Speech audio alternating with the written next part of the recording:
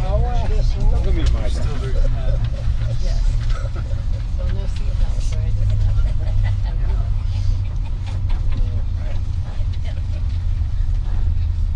Just some kids.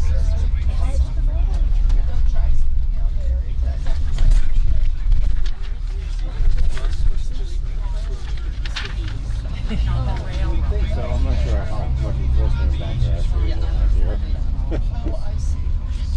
Technically speaking, yeah. You knew what? Oh yeah. Everybody gets to enjoy it.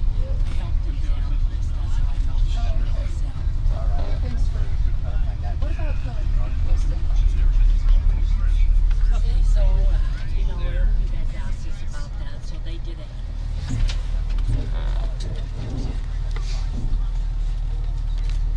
Are you making paper again? You just never will give it up, will you? You just never will give it up. Okay, so now we're at 5 and 6. Number 5 is this concrete pad right here. There used to be a building right there. What that was this transformer building. When the transformers inside the facility would go bad or anything, and they were leaking the oils and stuff, they would store them there so they could be taken off site for proper disposal. Well, some of the leaking transformers leaked onto that concrete pad and then out into the dirt. So some more PCBs above the action level were found right there, so they dug them out right there. And then number 6 is a sample point that's like right over here someplace, and it's kind of like number 2 and 3. It was above the screening level but below the action level. But that spot by the concrete pad, it was above both. So they did a removal right there. And also sent that stuff to the landfill. Was there concrete found in the, I mean, PCB found?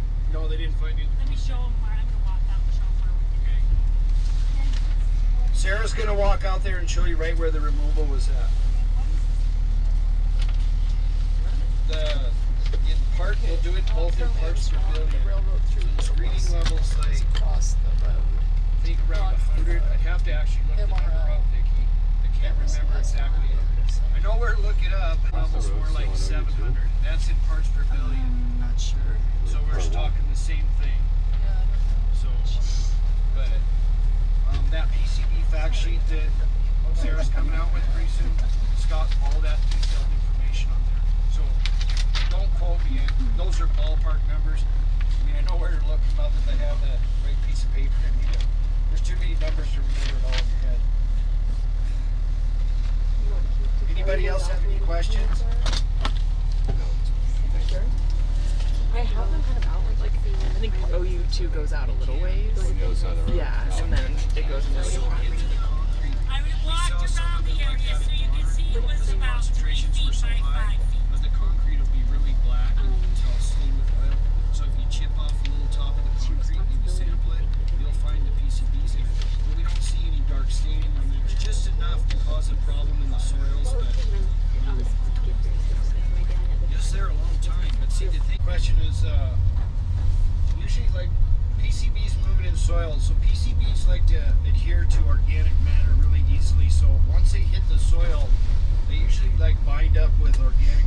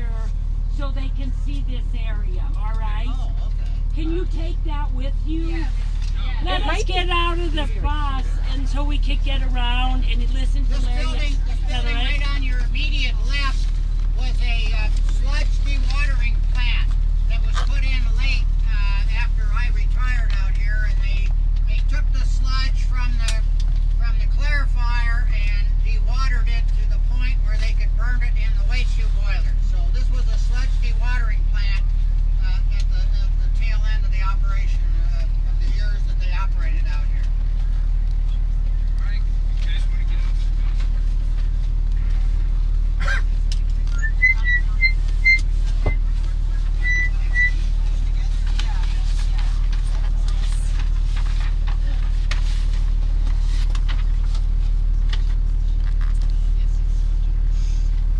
Alright, it's like you're on my leash, Larry.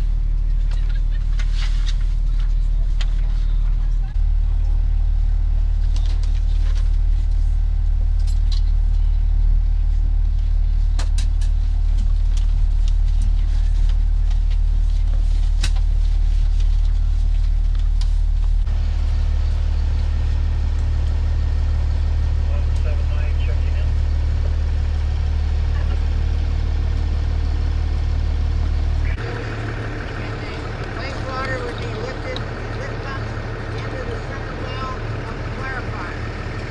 200-foot diameter clarifier.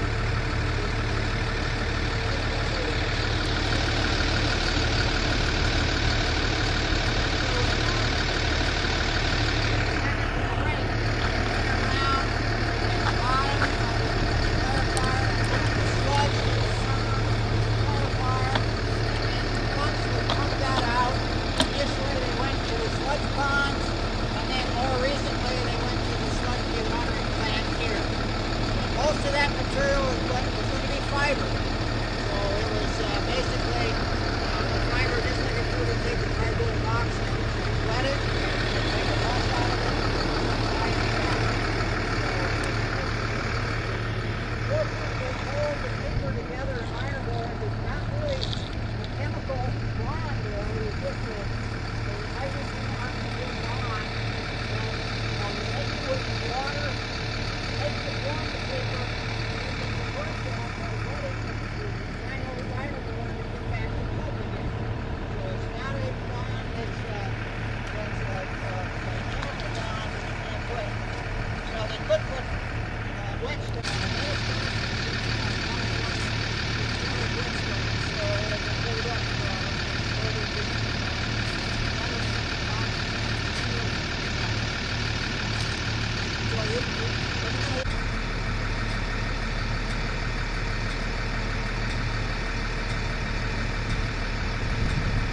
Go underneath the road through this, go up into that building, into that pipe, into the center of the clarifier.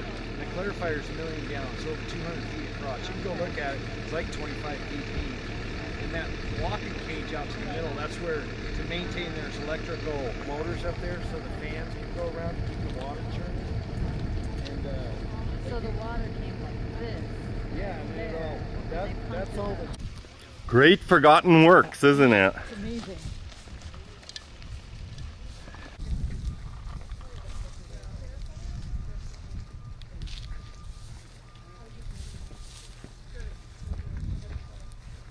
So you get that. A sewage treatment plant. So Larry's going to explain the hows and the whys of that. Well, it's not likely to happen. Clarify. Now, I explained a little bit about it. I'll repeat it again. Into the wastewater. So, clarifier was primary treatment. The aeration is secondary treatment. Same thing the sewage treatment plant does. And then from the aeration basin, it went to some settling ponds. How deep is this? What does it look on the? It's like about 10 foot on the outside, probably 15 foot in the center. What's that? Yeah, well, it would always run full because you had water coming in and you were overflowing these little V notches here. You see these little V notches around this plate here? That's where the clarified water would come out. And so you had to have it full in order to clarify the wastewater.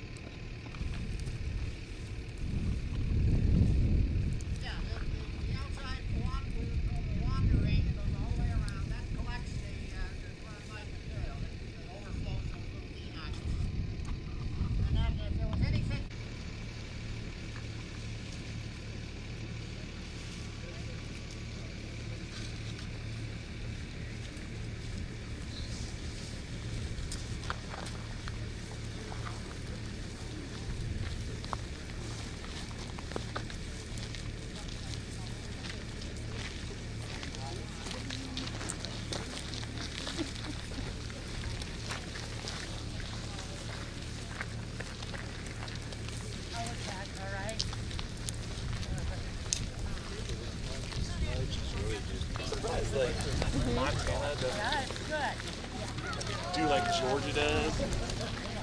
Gives them like a real good tax credit for moving. Well, Just an observation. yeah, I can definitely comment on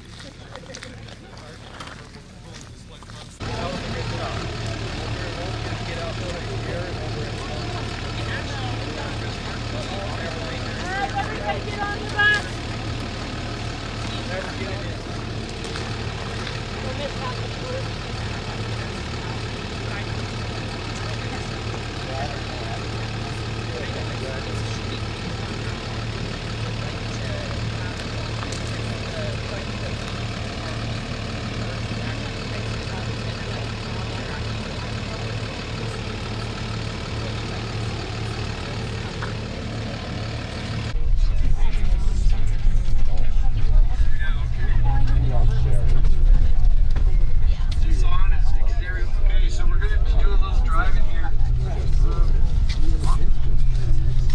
Yeah, there's a sludge pond here on the right, and coming up here. Also on the right is landfill A, and then on your left here, where you see these wood chips, old wood chips. This is sludge pond 3.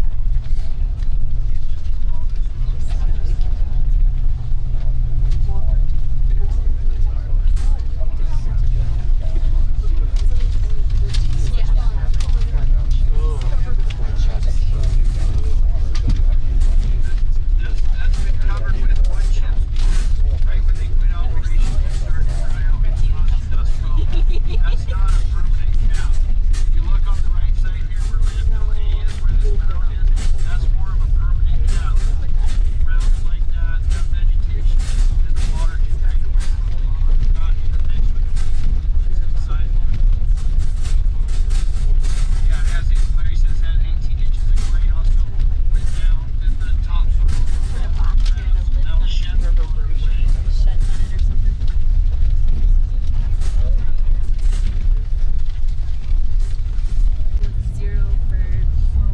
All right, this diagram. We just crossed over the 100-year floodplain, but right back across here. This is pond 1 here, directly to your right, and then again, that light that you see up there is the 100-year floodplain as it is shown right now on the map. Thank you, Larry. Pictures, are you guys ready? Locking a gate here to control the cattle. I didn't think there was any more cattle out here. Have you seen cattle out here? Did I see cattle? Yes, unfortunately there are cattle out here this year because we were out sampling, so they had all of the electric fences off so we wouldn't get zapped. So the cattle did get out in here and they had to get them rounded up and out. Oh, okay. Yeah, that's okay. why. And then on your right, this is OU3. So this is the edge where the holding ponds were. It's on your right. And part of the operations in OU1 was just fields. There was some dirt material borrowed out of there. That's why you see those mounds. They did some You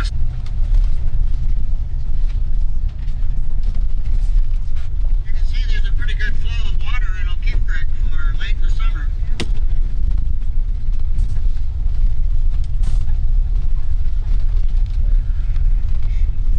This flying ponds cover everything.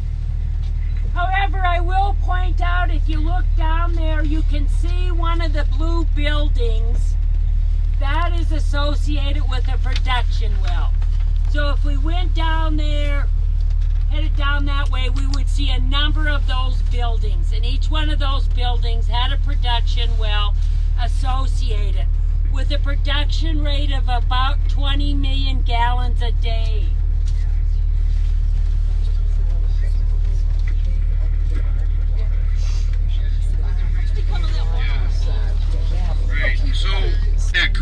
building is. And then Lavelle Creek comes in from the east.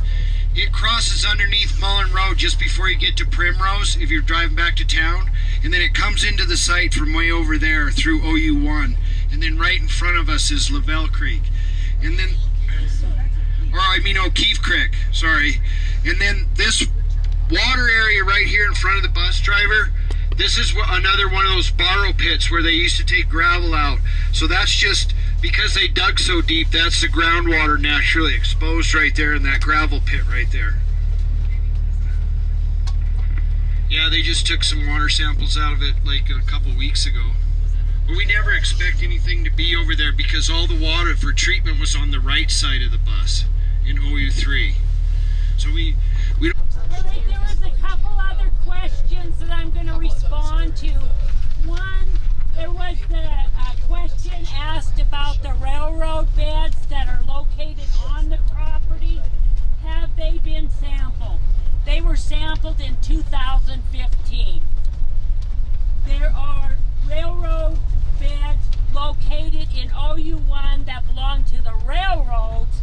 They are located on the other side of the highway from the plant itself. The railroad companies have done some soil sampling on those railroad beds, but the agencies have not overseen that sampling. So we'll be looking at resampling those railroad beds in the future. The reason I talk about them is they are part of OU1.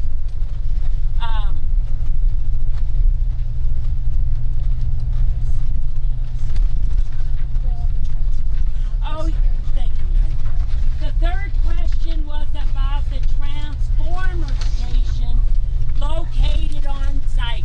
We went by it right at the beginning of the tour.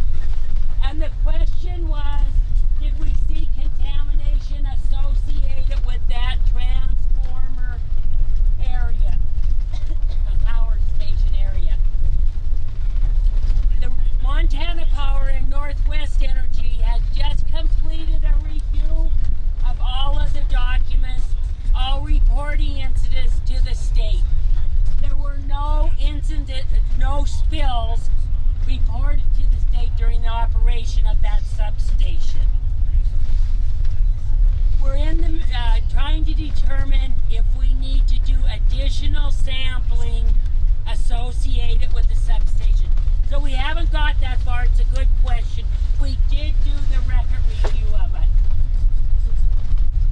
And it forms a little island out there, and then it joins one of the main stems of the water down here.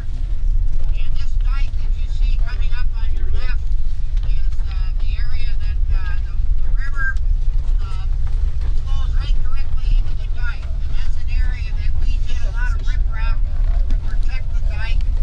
And you can see there's still quite a bit of stone there, and it hasn't washed it away yet. But the main channel is over against the bank, and it's only when the river comes up that it flows on this channel. Did you stop the bus?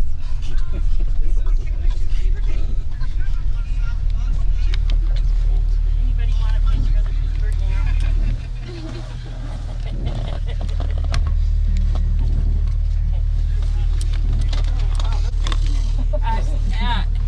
coming past the plant site, what was amazing to me is that it is so wide between here and the mountain that it was all water.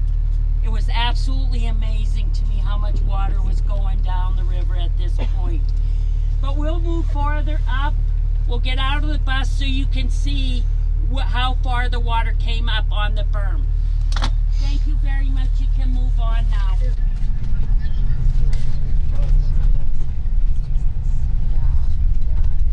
still generous rock here along this bank. I thought that there might have been some washing here from some of the photos, but I'm not seeing it.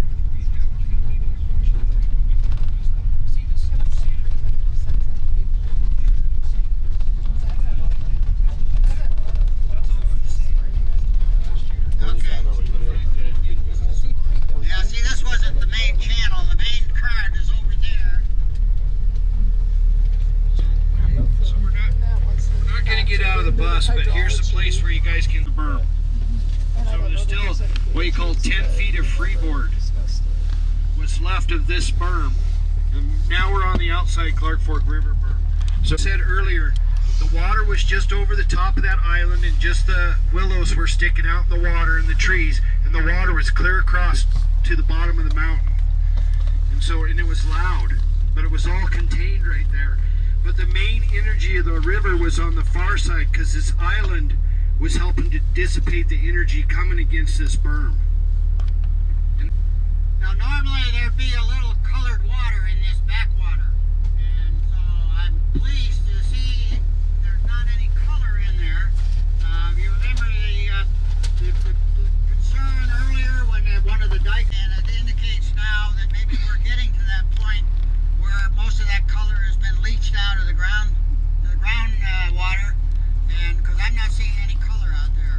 So normally this would be decolored in this backwater.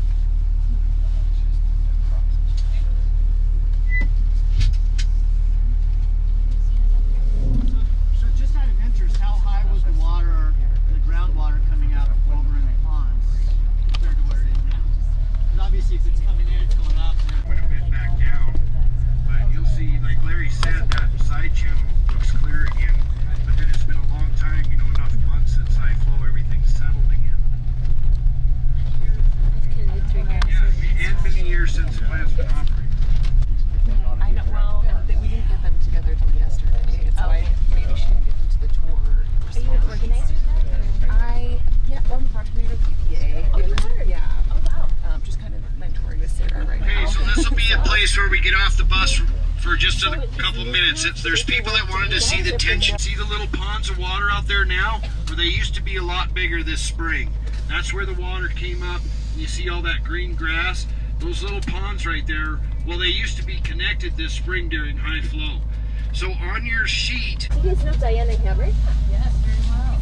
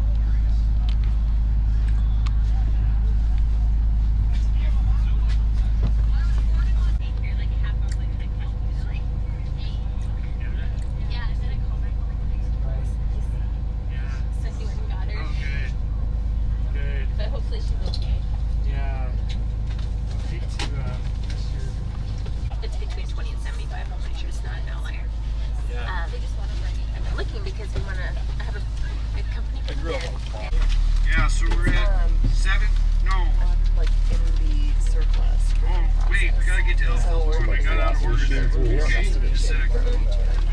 Come up in this pond, and then in the next pond on the left, that was actually backwater from the river. And you'll see that it came up a long, long ways compared to where we finally end up stopping. So everything on the left during high flow was like 2 or 3 feet of standing water right there. There's also some shorebirds just left the pond.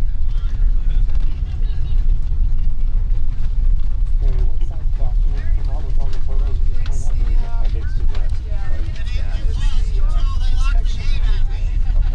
Check that out. I had my own refuge out here to come out and bird. This is pond 12 here on your right. Exactly where his property is. He purchased that chunk of land going toward the mill, Marker Lake. Well, I got to start a different story this year.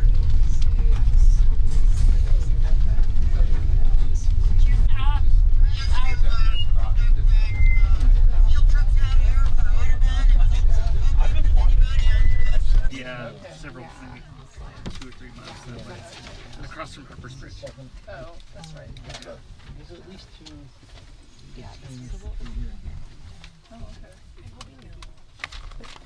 Some bubbling of groundwater coming to the surface. We could actually see soil flowing in that water, which is a concern. So we brought in approximately 3,000 to 4,000 cubic yards of material right through here to put some pressure down on the bottom of the pond, prevent that groundwater from bubbling up, carrying surface soils. For conducting this work and paying for it. Now I'd like to point out on the other side of this berm is where you saw the tea-colored water in the photos on the news. So let's walk over here.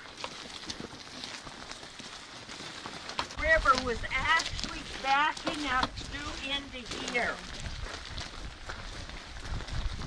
The tea-colored water was closer to the river by that old tree there, down that way. And that's where you saw the tea-colored water. But what was amazing to me is how far the river water had come up through here and covered all of this grass and vegetation. So this is where we were actually doing some sampling on the river. We can point it out when we get farther down there by the discharge point. But this was a major concern.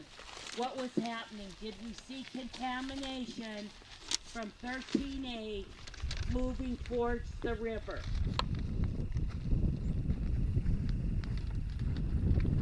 There was no fill put over here.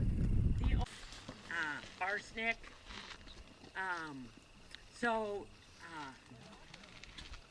Yes. There was dioxin, but the dioxin was no higher up gradient than down gradient. And dioxin, that's not surprising.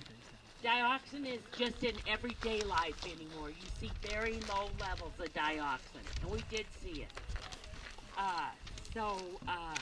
Did we see a clear pathway from here into, we believe this, is that we did see material from the operations of the plant entrained in the grasses and soils along this area. When it flooded, it mixed with the water, and we started to see the tea-colored water. People tell me all the time that when the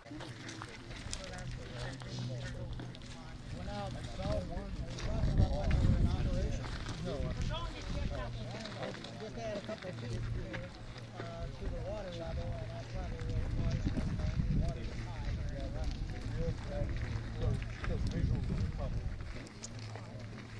No, I don't think it would have been sufficient. No, it still would have been pockets, but they would be larger.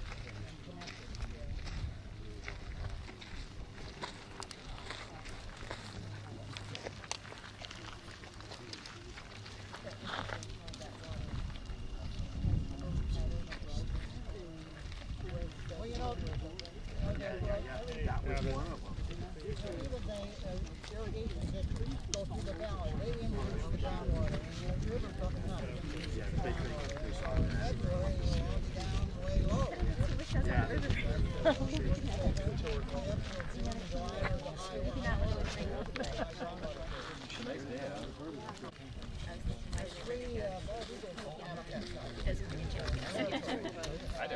Yeah, oh you did? Okay, well, you might be more tough than I am. A lot of water stuff. I do a lot of work for so I'm working with like Peter Irrigation District on a big site project that's just kind of ongoing, and it's a stormwater system, so MS sports stuff, things like that.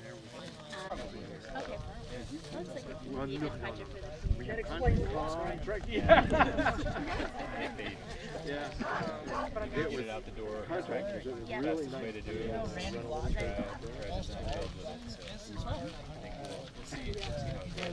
Currently we have projects that we had to buy it right away, but this is going to be the first time where it's like the water right out of the river. Yeah. Your whole farm. My dog would be going crazy right now. 23? Yeah, most of it is actually goes in flowers. Well, I do the marketing for my sister, and he works for farmers. Yeah, we do the farmers market, so we here and go straight throughout.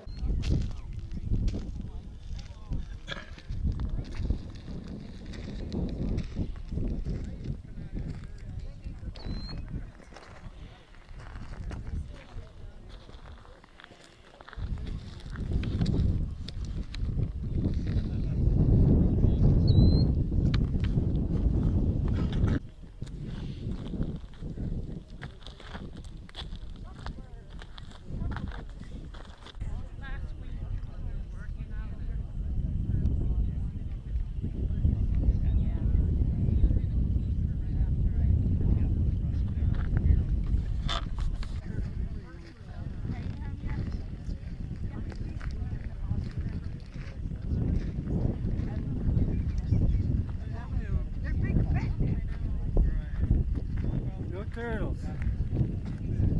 Oh, none on the log. Very disappointing. That was the whole point of the trip for me. Well, this monstrous industrial scene is pretty nice. Look how far out. In the water, in the river. Yeah, that must have been a pain. Oh, okay. You know, that was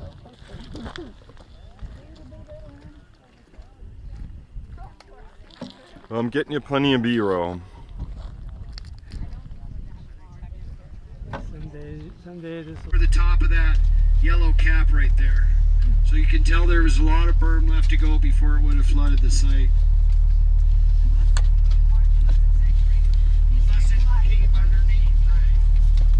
Anyway, this is outfall number 3, and this building here housed the measurements below, and we took samples, and it went out into a diffuser.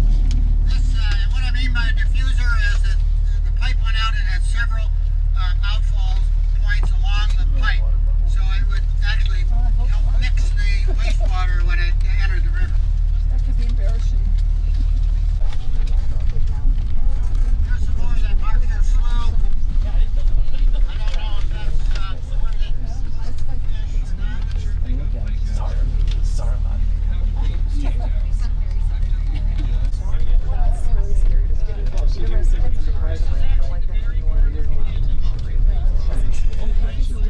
Then it's even not even you guys, it's like other design.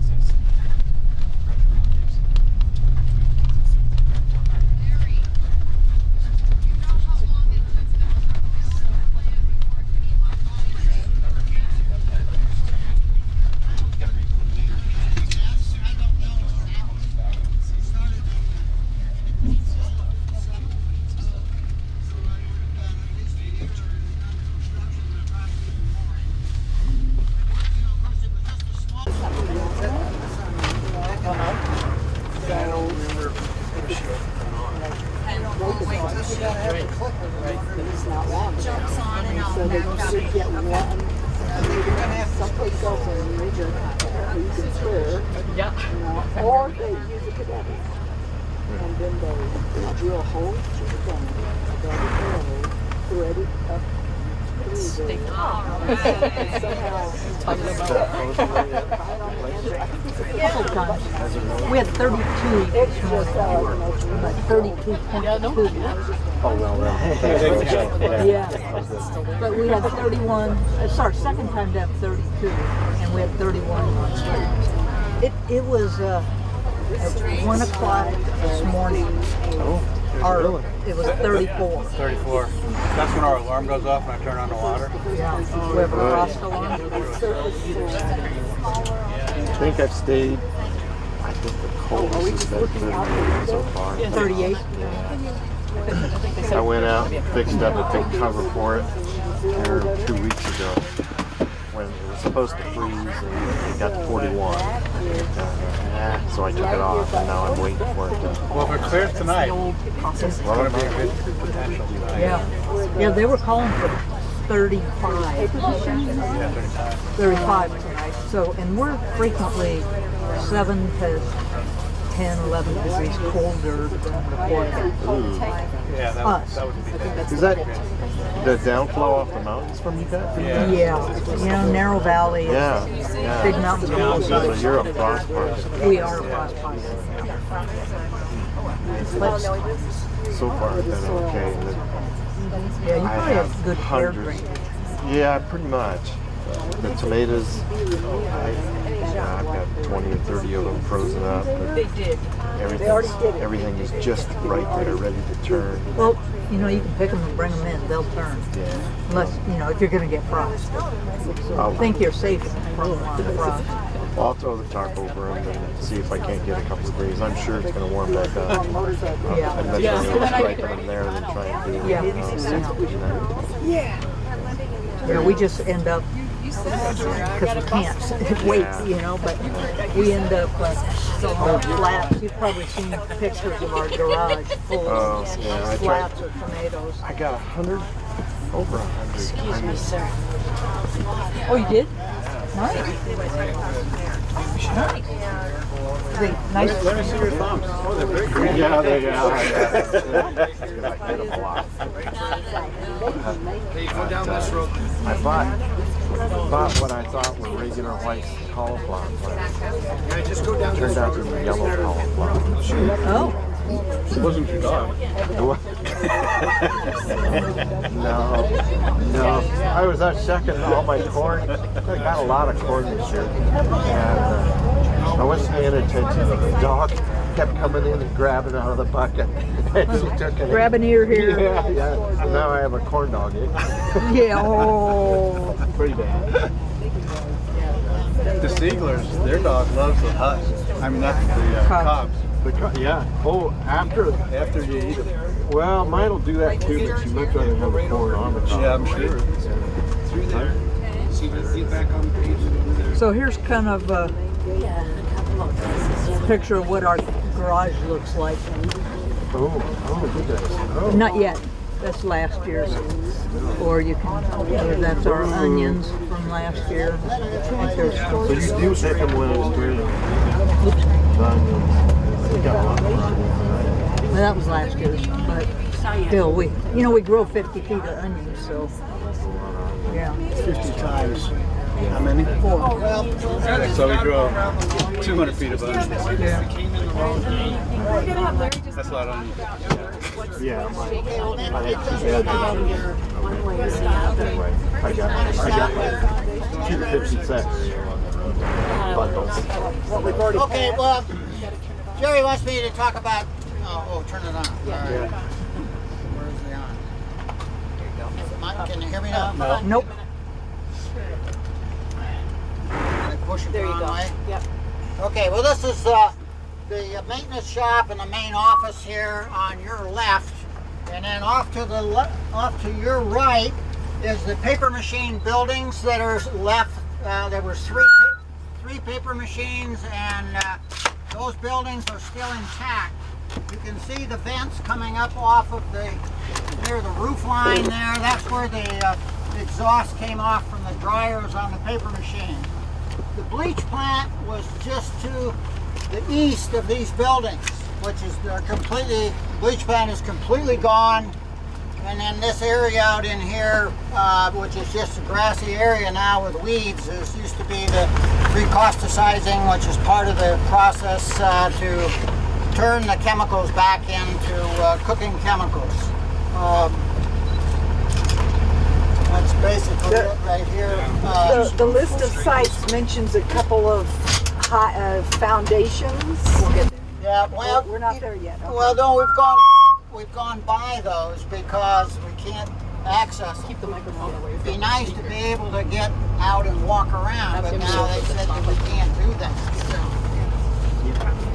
The next place that we're going to come up to is... Larry, could you talk into the microphone? Oh, I'm getting feedback here when I do that.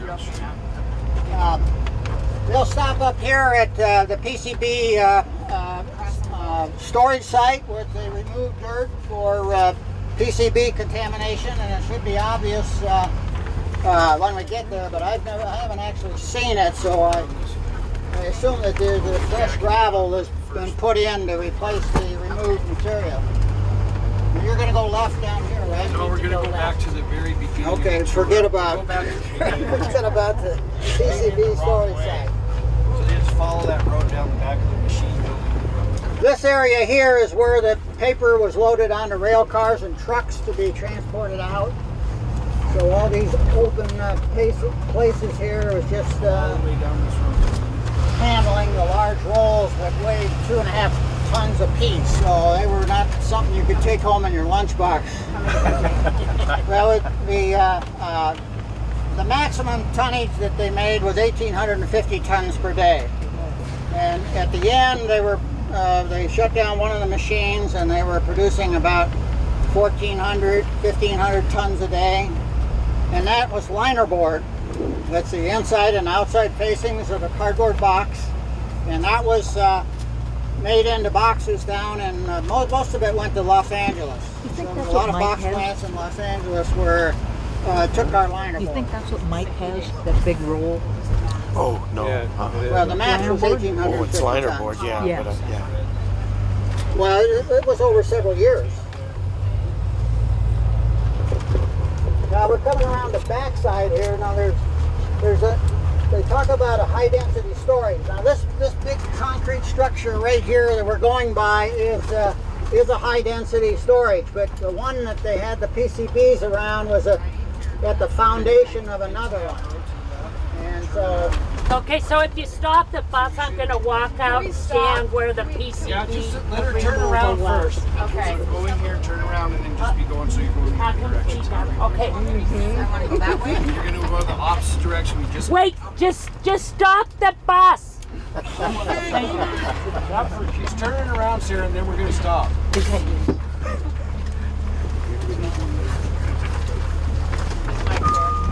Okay. So what I'm going to do is we had 2 PCB removals that happened at this site last year. I'm going to walk out and I'm going to show you a location out here of one of them. It's been filled in. There is a lot of cement out there and rebar. It's very dangerous walking out there. But I do want you to see where the location of the removal took place. Help you, Sarah? Well, you're not supposed to get off the bus. I was trying to help. Just turn so they can see out the side of the bus. Where'd she go? Hang on. Make your turn. Oh. But after we get back on track, it'll be easy for you. That's perfect. Then we can go too much further. Right there. Yeah, bye. So we're kind of back on track for the tour, so we're stopping at. We're kind of back on track for the tour, so on your list there, we're at locations 2, 3, and 4 at the same time. Are we being followed? And then Sarah's walking out to number 4 where the removal was at. The first removal for the high density pulp tank. When did that happen? And that happened like a year and a half ago. She's gone around the corner. Where did the Right there. The contaminated PCBs went to the landfill in Missoula, and then over across the site behind us, out the back door over there, about a half a mile, that's where the clean material for backfill came from. And that material was tested before it was brought over here to make sure that it was clean and not have PCBs in it. And then on number 2 and number 3, they're just kind of out in the area right here to the left side of the bus, past these big pieces of concrete. There's 2 locations out there. You'll see on your little list there, it says it exceeded the screening level, the EPA screening level, but the numbers were low enough that it did not exceed the action level, which is where you start your cleanups. So there was PCBs out there, but not contaminated enough to justify any kind of cleanup. Does anybody have any questions while we're at these? Does anybody have any questions while we're at this spot? How were the PCBs stored when they brought them to the landfill? Where were they what? How are they? How were they stored? Where at the landfill? How at the landfill? You said the PCBs were brought to the landfill. Yeah, they were taken soil? to the there was contaminated soil. Right. So the PCBs are in the soil. Right. They're dug out. They're hauled by truck with covers on them to the landfill. Then they're spread out at the landfill, and the landfill has a permit from DEQ to accept PCBs up to 50 parts per million. And those PCBs were between like 7 and 9 parts per million. But they're all licensed. Some of the PCBs we cleaned up at Bonner went there, but the really hot stuff at Bonner, it has to be shipped to a facility all the way in Idaho. So if it's below 50, it can go to the Missoula landfill. And that's where these PCBs did. And then by paying the tipping fee and stuff, now the landfill's responsible for that material into perpetuity. Of course, they're in engineered cells with liners and monitoring and all that, because they have a permit from DEQ to have a landfill, and they have licensed operators to operate the landfill. Does that help answer your question? Yes, thank you. So any other possible source of those PCBs? So the possible sources are some of the equipment in the old days had oils in them. There was electric motors and stuff like that, and those oils would leak. And up until 1977, PCBs were in a lot of oils and stuff. And so that's where they came. And like the spot that Sarah just walked out to, the deepest was only 8 feet deep. So a little bit more oil in that particular area probably released to get that deep. So, but yeah, mostly from like the end of World War II until 1977, they would put PCBs in oils and hydraulic fluid, gasoline, diesel, stuff like that. So you said under 50 parts per billion, right? Billion with B. 50 parts per million. Oh, under 50 million. parts per million. Right, and on your sheet here, when they look at the data on the stuff, and they said it's above the action or above the screening level. The screening level is in parts per billion, but the action level is in parts per million. What the screening level is, just to make sure folks like Sarah and I, Allie, project manager, when we see that data come up above a number like that, that we look a little closer, make sure that we're not having a problem, or if we are having a problem, then we have to address it. Anybody else right now? That's a pretty good deal, Chad. Sorry. Okay, so now go out back like we were coming. Okay. And drive all the way down the building you came from. That back building. But we'll stop with the second.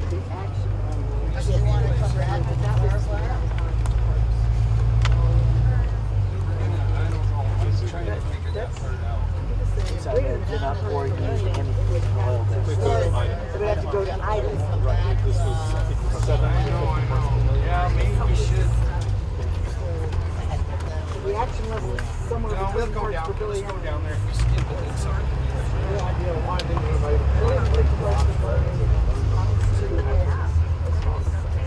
Probably so done Russ. What's that? Well, I mean, steel, you get too much range out of steel either, but it's probably because of rust. You know, you don't want to get rust on your boat, you know, going to the big so that's probably where they made them out of concrete.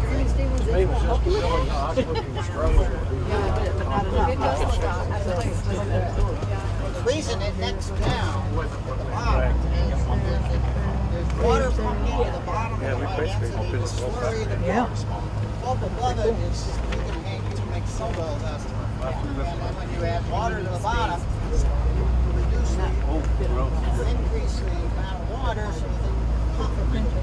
And so there's slurry at the bottom, and an agitator will stir it up and then push it out to the next step of the process. You can't pump it. It's very difficult to pump it. It's really Downloaded the wrong one. It's not georeference.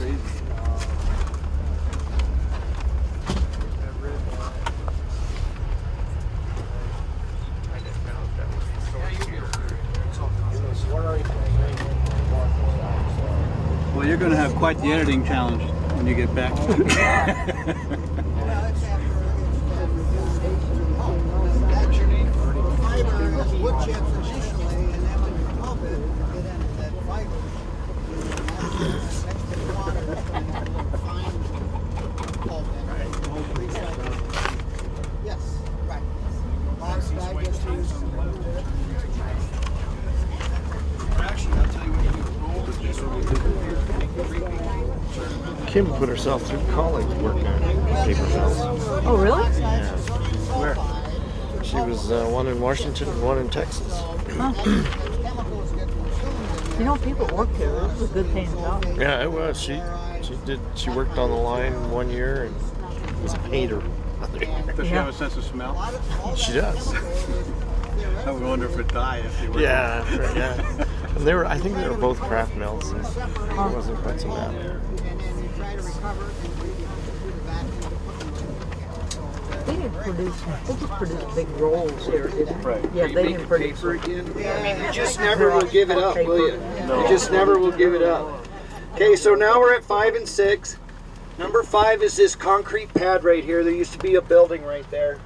And what that was is a transformer building. When the transformers inside the facility would go bad or anything, and they were leaking the oils and stuff, they would store them there so they could be taken off site for proper disposal.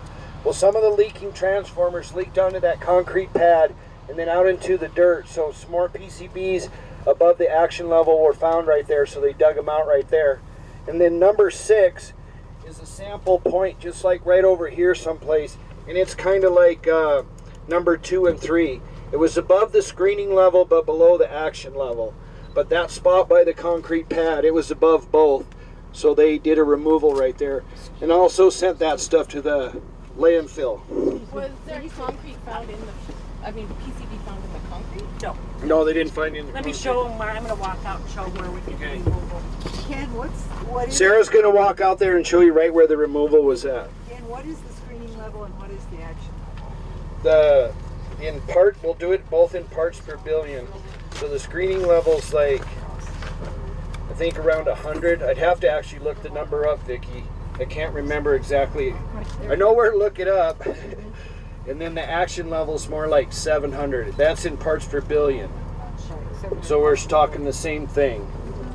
So walking around with But her too. that PCB fact sheet that Sarah's coming out with pretty soon, it's got all that detailed information on there. So don't quote me. Those are ballpark numbers. I mean, I know where to look them up if I have the right piece of paper in me, but there's too many numbers to remember it all in your head. Anybody else have any questions?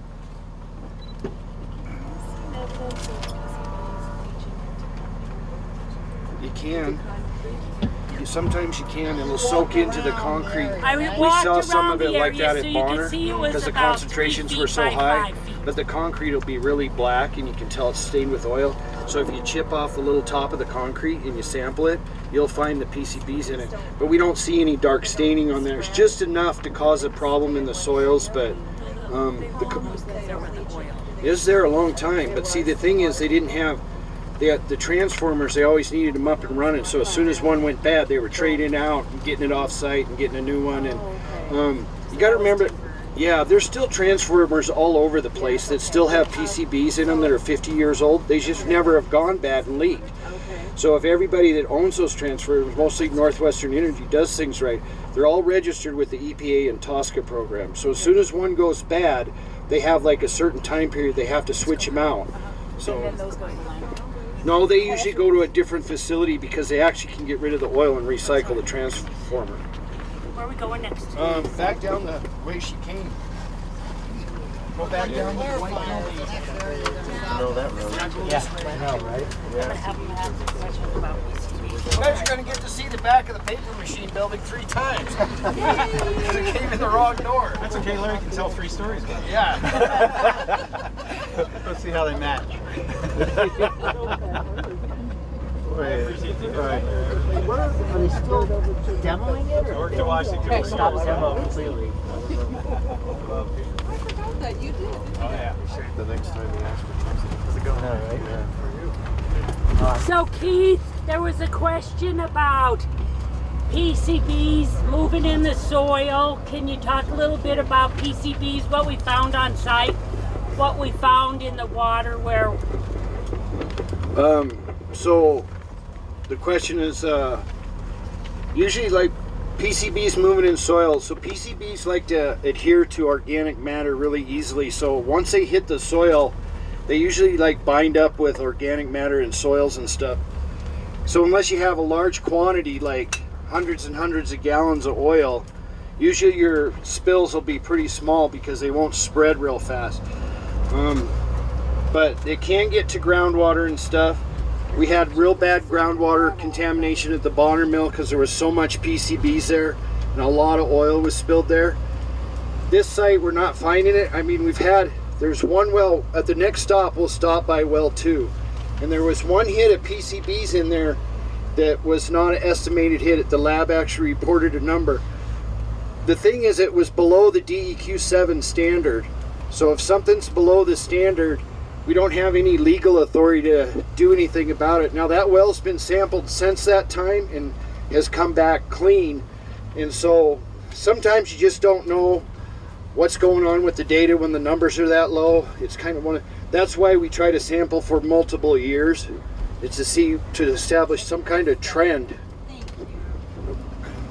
Right here between the 2 yellow. Yeah, you're gonna turn it right in here. Larry's got it covered.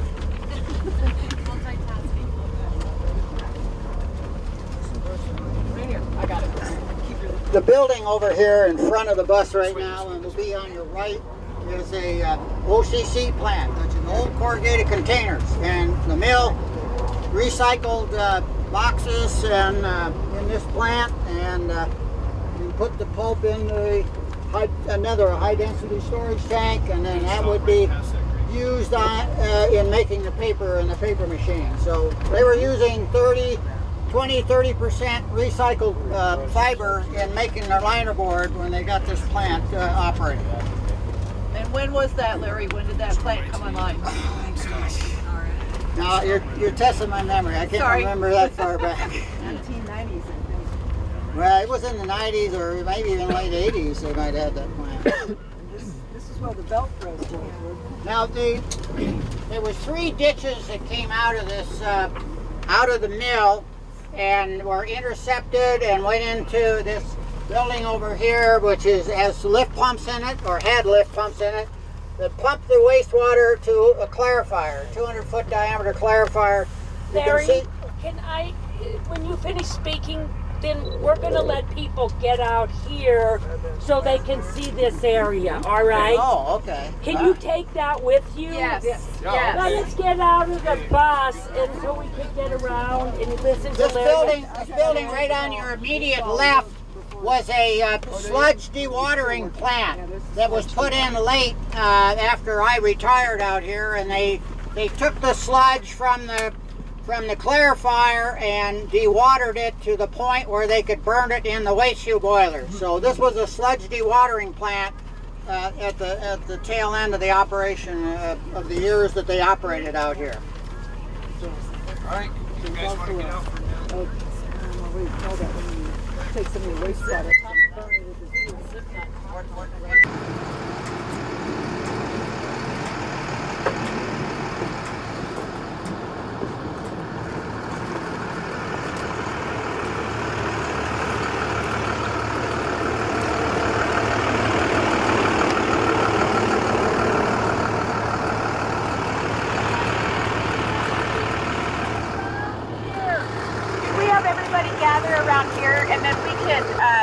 expedite this a little bit quicker. So everybody gather around and we'll explain a lot about the site on the left and the right.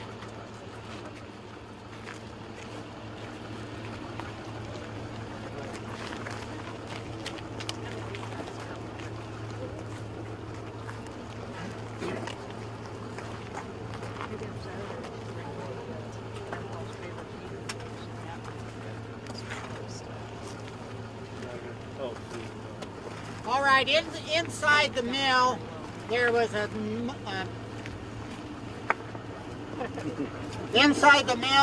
a whole network of sewers in there, and so any spills that took place would go into the sewers. And then there were 3 major ditches that came out of the plant, and there's an intercept ditch here that goes right across through this gray colored building over here, brown colored building. And the wastewater would be lifted with lift pumps into the center well of the clarifier. And it's a 200-foot diameter clarifier. The wastewater would slowly move out toward the outside of the clarifier and go into a laundry ring. And then there was a rake that went around in the bottom of the clarifier and moved the sludge to the center of the clarifier. And then pumps would pump that out. Initially they went to sludge ponds, and then more recently they went to the sludge dewatering plant here. And most of that material was going to be fiber.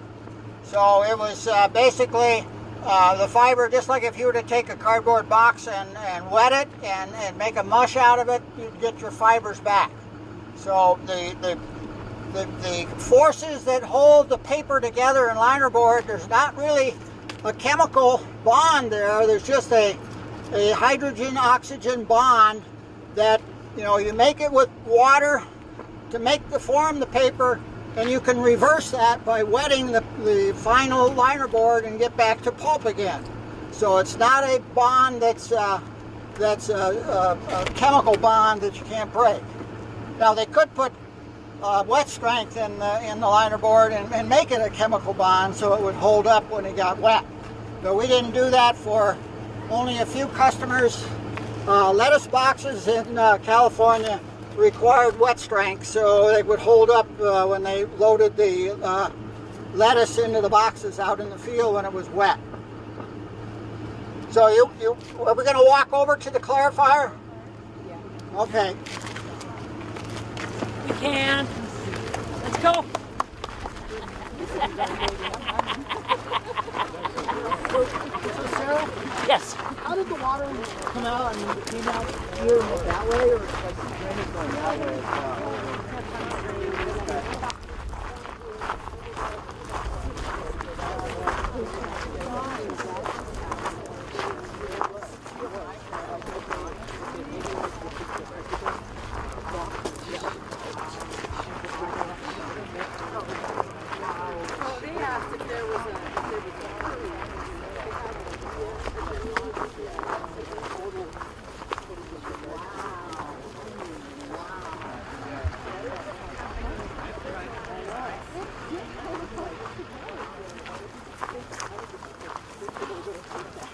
Wow, I mean, that's kind of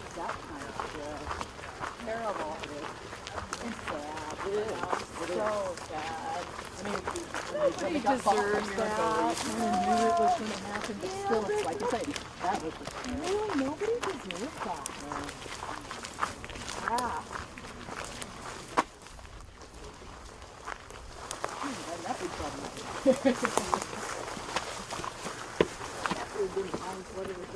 Yeah.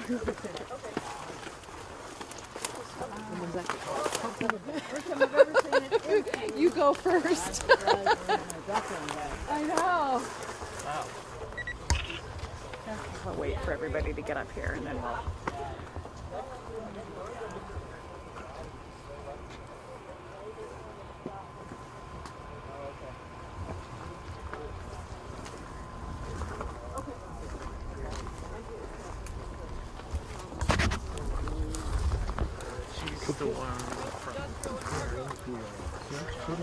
A swimming pool. Wait. Yes, it could, but you got to remember now, this has been sitting here rusting since 2011. So you just don't turn a switch and start things up. This would take a lot of renovation to ever reactivate it again. This will probably be salvaged at one point. Yeah. I don't see it ever being converted to a sewer plant again. I think we should, that's a really relevant question. And I think a lot of people would like to hear that answer. So you get to ask it again. You do get to ask it again. So the question was, can this be turned into a sewer plant, right? Yeah, right. Sewage treatment. So the question came up, could this be turned into a sewage treatment plant? So Larry's going to explain the hows and the whys of that. Well, it's not likely to happen. You got to remember that this piece of equipment has been sitting here since 2011, and it's rusting, and you just don't go in and turn the switch and start things up. So it would take a major renovation to ever convert this back into a working clarifier. Now, I explained a little bit about it. I'll repeat it again. You can see where the paddles on the arm that goes along the bottom of the clarifier, they have little scrapers on them that was scraping the sludge to the center well, and the center well is underwater right now. But anyway, the pumps in this building right behind you here would pull the sludge out and pump it to a sludge pond, of which one of them is over there. And then the clarified wastewater came off in the laundry ring. You can see this ring that goes around, and then the water from there went by ditch over to the aeration basin.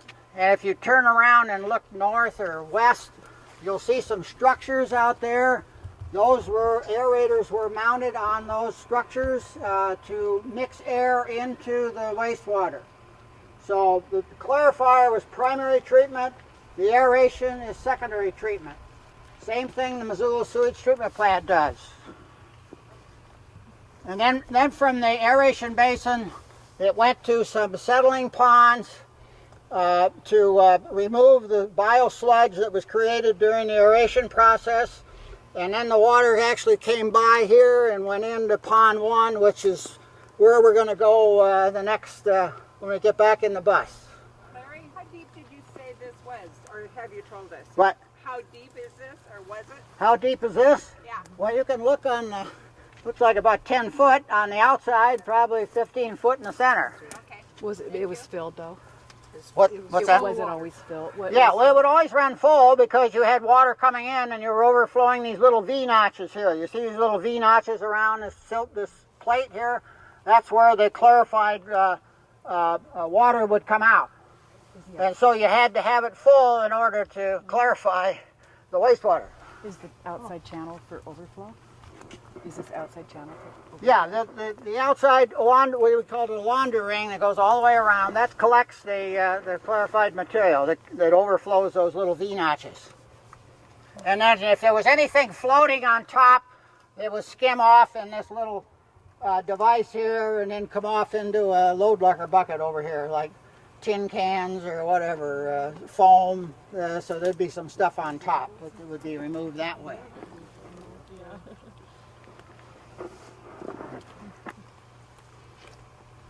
Okay.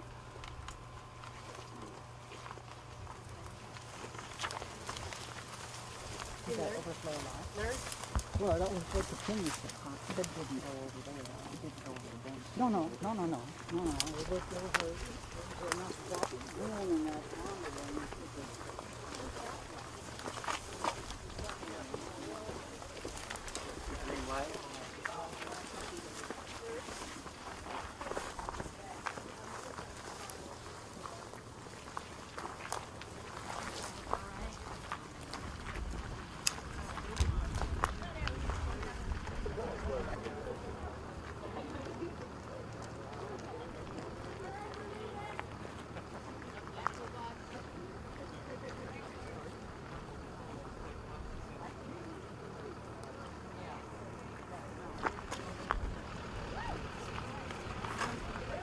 Do a little drive in here. This So the citizen action. Yeah, there's a sludge is pond whoever here on the wants to right, show and up. then coming up here, also on the right is landfill A. And then on your left here, where you see these wood chips, old wood chips, this is sludge pond 3. Or part of the keg to them. Just along this road. Thank you. And that's how the bylaws are written. Not even weeds. There was a big discussion about how do you identify a keg member. That's been covered with wood chips because right when they quit operations, it started to dry out and was causing dust problems. That's not a permanent cap. If you look on the right side here where landfill A is, where this mound is, that's more of a permanent cap. It should be rounded like that, have vegetation, then the water can drain away from it, not intermix with the waste that's inside there. Yeah, it has, Larry says it has 18 inches of clay, also went down, then the topsoil on the top for the grass. So that will shed the water away. When you're talking about clay, is it just like clay you can find out? Oh, yeah, there's yeah, we have players. Yeah, I know what I know what it is. Water fountain. Yeah. All right, this dike on your right, I'm a little close here. This dike on your right is a 100-year floodplain. So you can see there's quite a drop off here. Could you stop here and say that again? Stop here and see this. They want to stop. No. Stop here. 16 backseat drivers.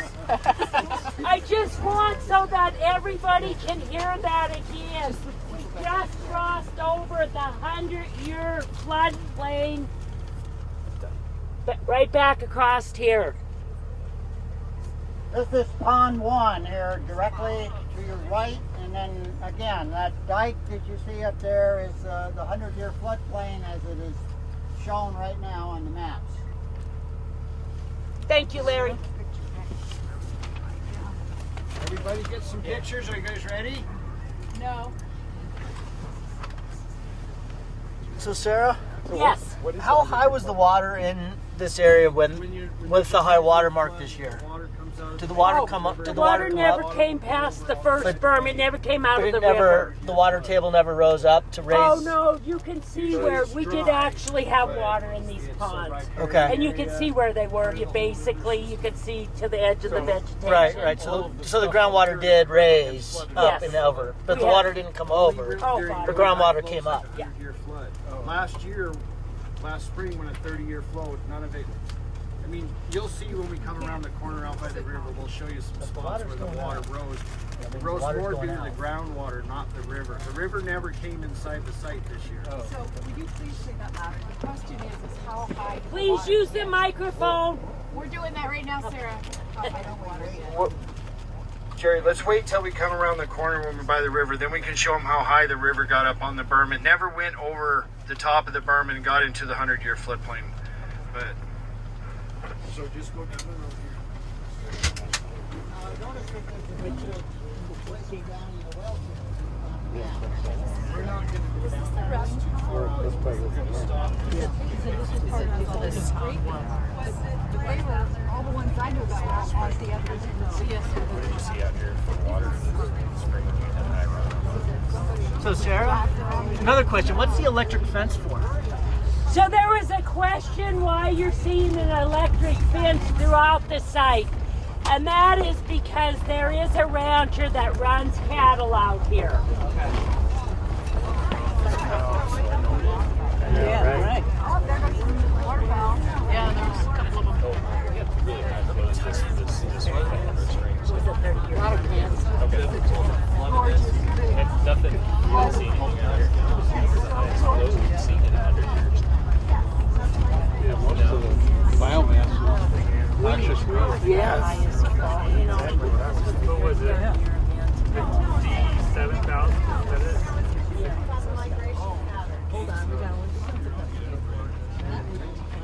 See, we got O'Keefe Creek.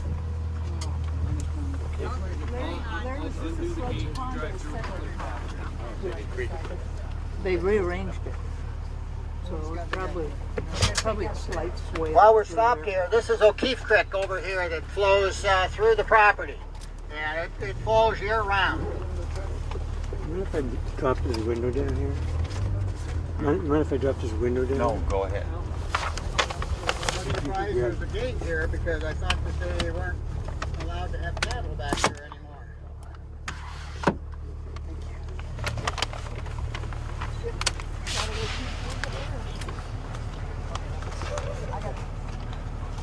Sarah, I noticed Keith is unlocking a gate here to control the cattle. I didn't think there was any more cattle out here.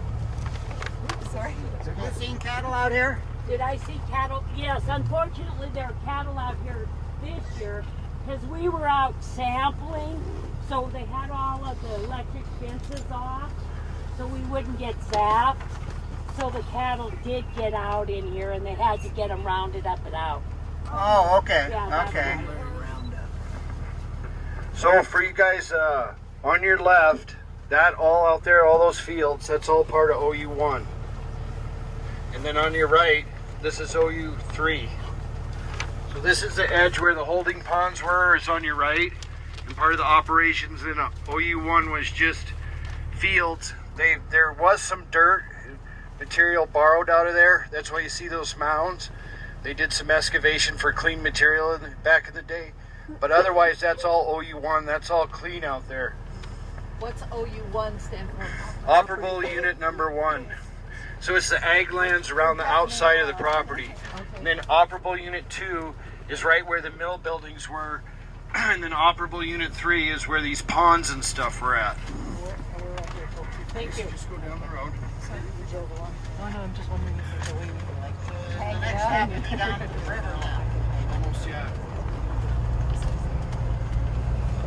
actually when it's right up here, so it's fine. You can see there's a pretty good flow of water in O'Keefe Creek for late in the summer.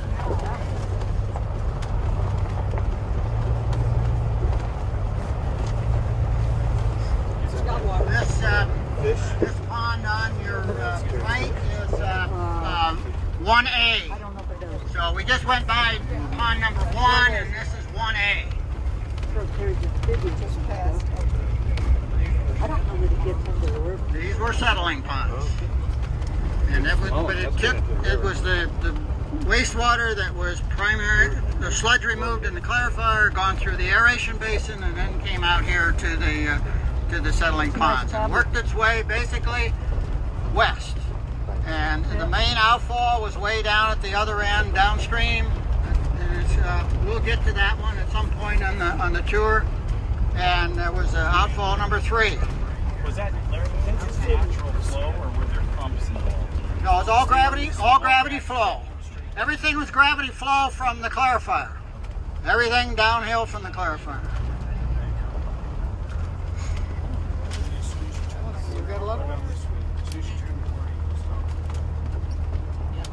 Now the road that goes down this way on your left right now is the road to the well field. And that's where the 9 deep wells are located, but we're not going to have time to go and cover everything. However, I will point out, if you look down there, you can see one of the blue buildings. That is associated with a production well. So if we went down there, headed down that way, we would see a number of those buildings. And each one of those buildings had a production well associated with a production rate of about 20 million gallons a day.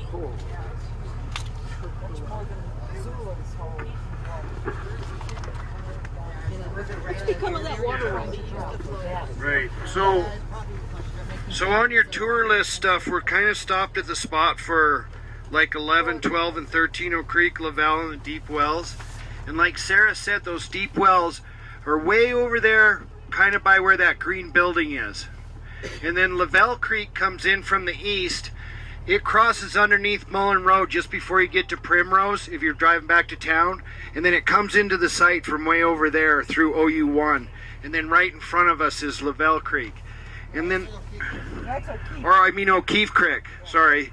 And then this water area right here in front of the bus driver, This is another one of those borrow pits where they used to take gravel out. So that's just because they dug so deep, that's the groundwater naturally exposed right there in that gravel pit right there. Yeah, they just took some water samples out of it like a couple weeks ago. But we never expect anything to be over there because all the water for treatment was on the right side of the bus in OU3. So we don't expect that to be contaminated. That was just a regular gravel pit thing that they had on site, and they had a permit with the state and all that. Does anybody have any questions while we're at this spot? Did the Vicky? big production wells create a cone of depression that could have pulled any water that way? Yeah, they had a big cone of depression, but I don't know. Larry, do you know if they any suspicion of that? I don't think the cone of depression came up this far. Each well, when you pump, has a cone of depression, and it's the deepest part is right at the well itself. And those wells are 150 foot deep. They're down in the deep aquifer, and but there is some connection between the upper aquifer and the lower aquifer when you pump. And so you'll draw some of the upper aquifer down into the lower aquifer in a pumping situation. So there is a deep test well between here and the deep wells. There may have been a slight amount of sodium increase in that, but not a significant amount. And another thing is that all the wells in OU1 that were tested, they've always come up clean. For 4 years and 6 sampling events. Now we have a 7th sampling event that happened in June of 2017, but we don't have the data back yet, though David did tell us that he got it validated just last week. But all the contaminated wells are out the right side of the bus that we've ever seen on the site. So nothing over here in OU1. That's always been clean, and like Larry said, there's some test wells over there by the production wells, way over by that green building. You can't quite see them. You might see 1 or 2 if you have eagle eyes, but there's little silver buildings, and there's 6 of them, and that's where those pump houses were, by that green building over there.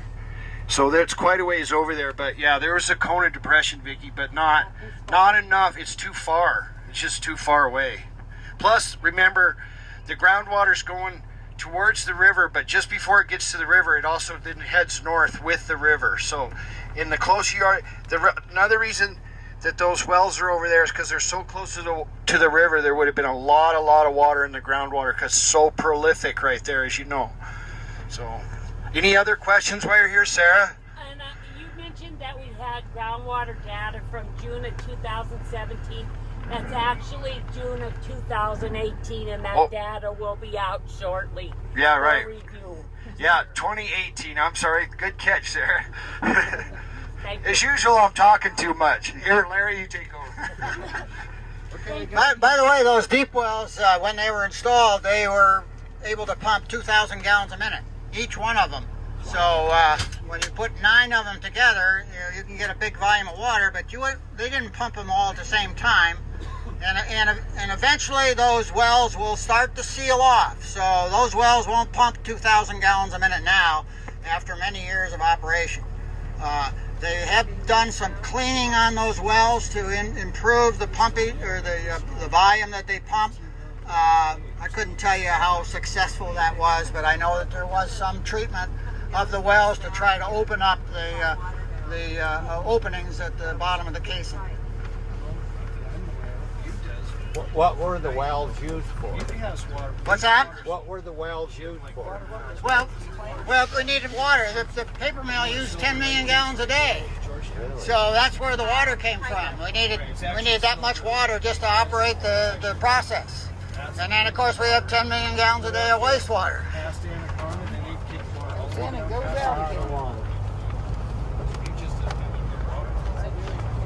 All right, there was a couple other questions that I'm going to respond to.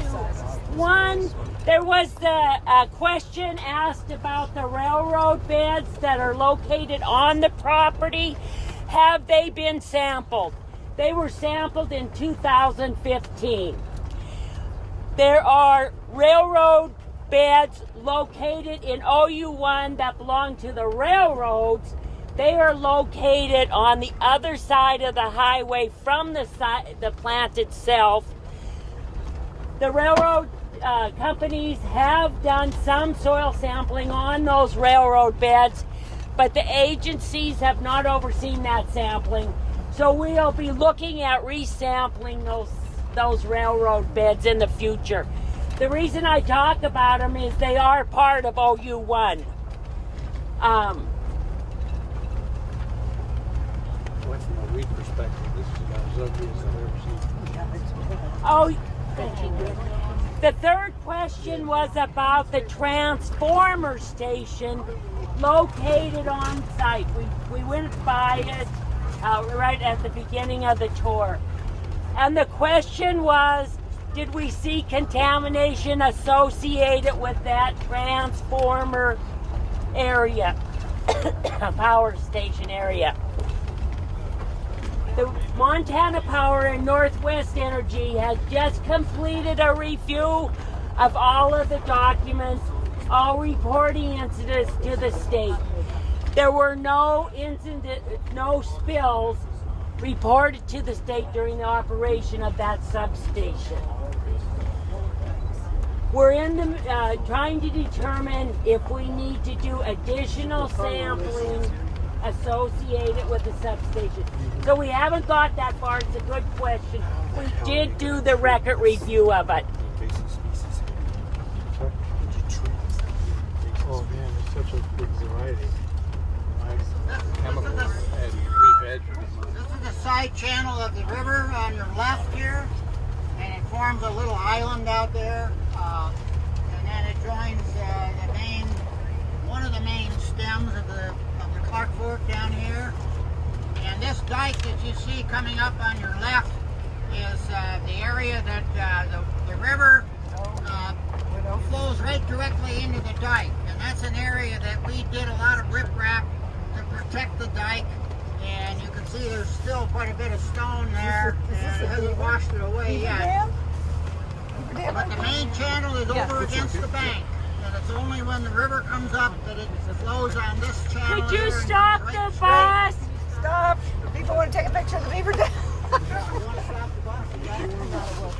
Anybody want to find the beaver dam?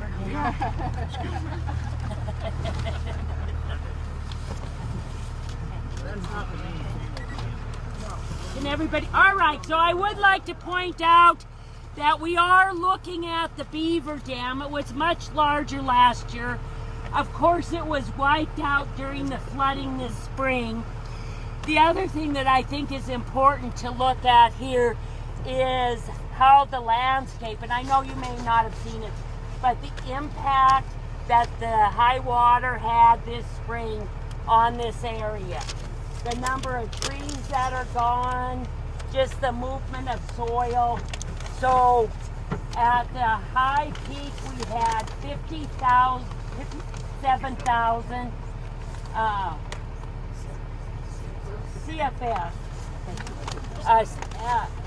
coming past the plant site. What was amazing to me is that it is so wide between here and the mountain that it was all water. It was absolutely amazing to me how much water was going down the river at this point. But we'll move farther up.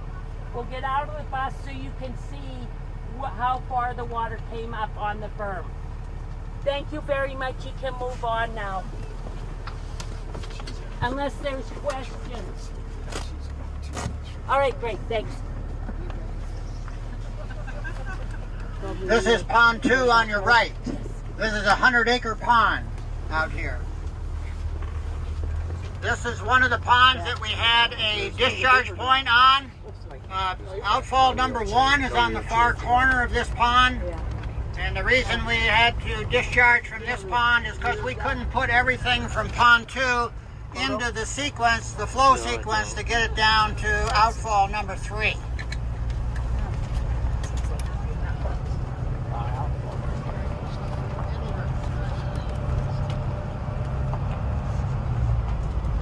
There's still generous rock here along this bank. I thought that there might have been some washing here from some of the photos, but I'm not seeing it.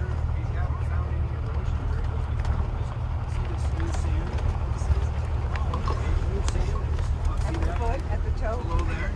That's all new sand. It wasn't there last year. Okay. So what high flow did was deposit. Yeah, see, this wasn't the main channel. The main current is over there. So we're not going to get out of the bus, but here's the place where you guys can see. So you see this new sand where there's not a lot of grass right outside the water? At the top of the sand where the grass starts again, during the high 30-year flow this year, that's all the higher the water got up on the berm.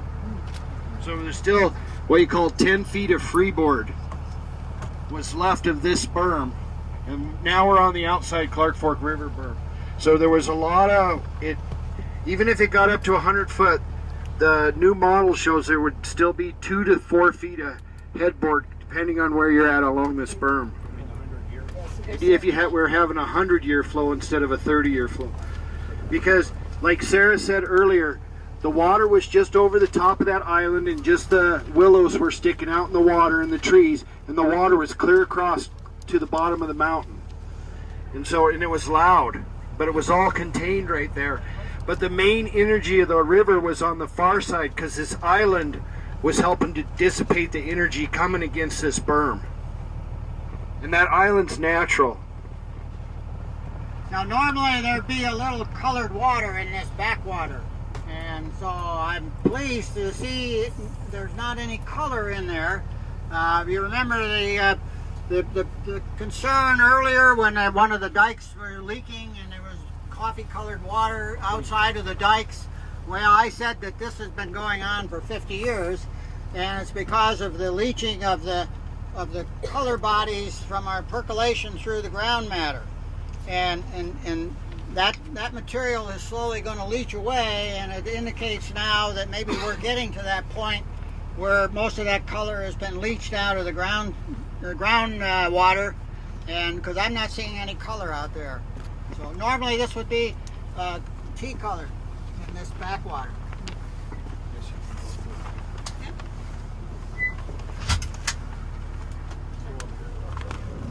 So just out of interest, how high was the water, the groundwater coming up over in the ponds compared to where it is now?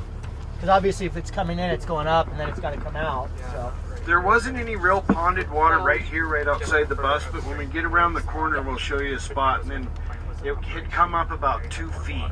The groundwater will naturally rise with the river water. And so it came up a few feet, and we'll point some stuff.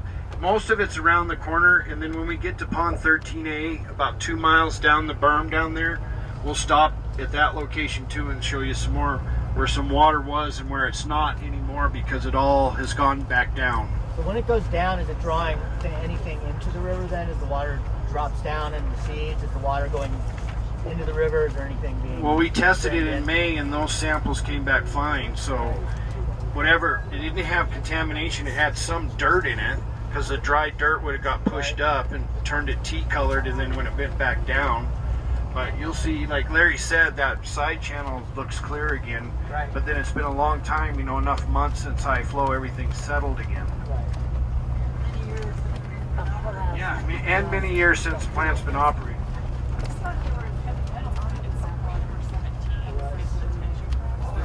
In the groundwater.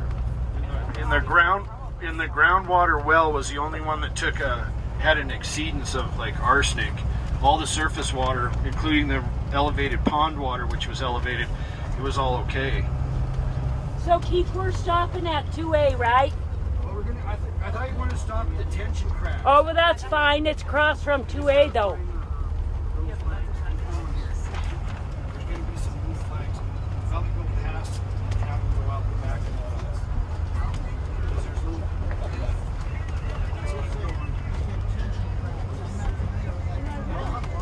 There's little cracks going parallel with the berm. You see as if you can find them. But they mark there.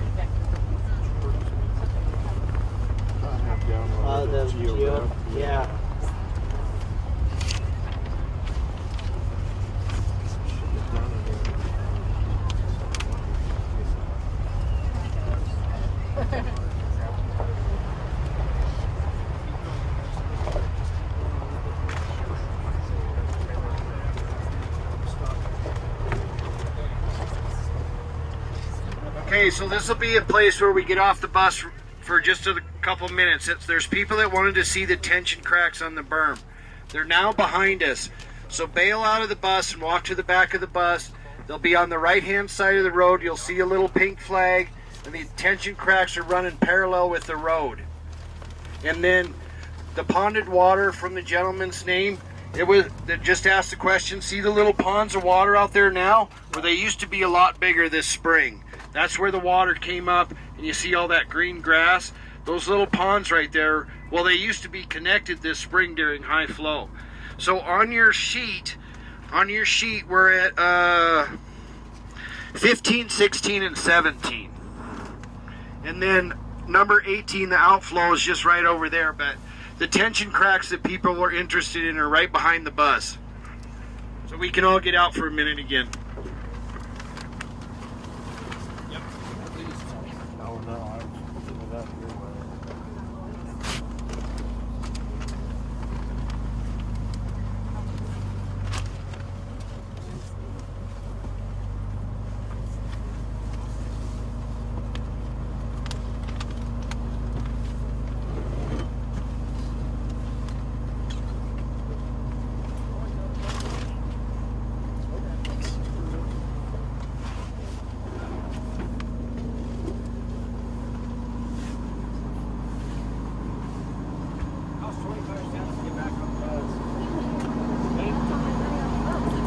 Yeah. Good answer.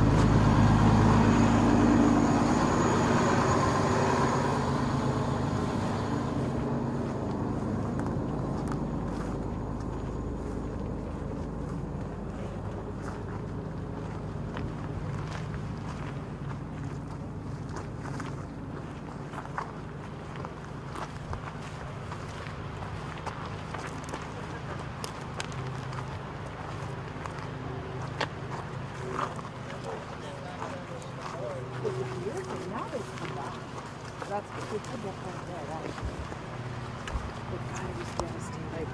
Oh, This might be, no, that's a really classic. You said they were small. Yeah, they're hard to see. Graham.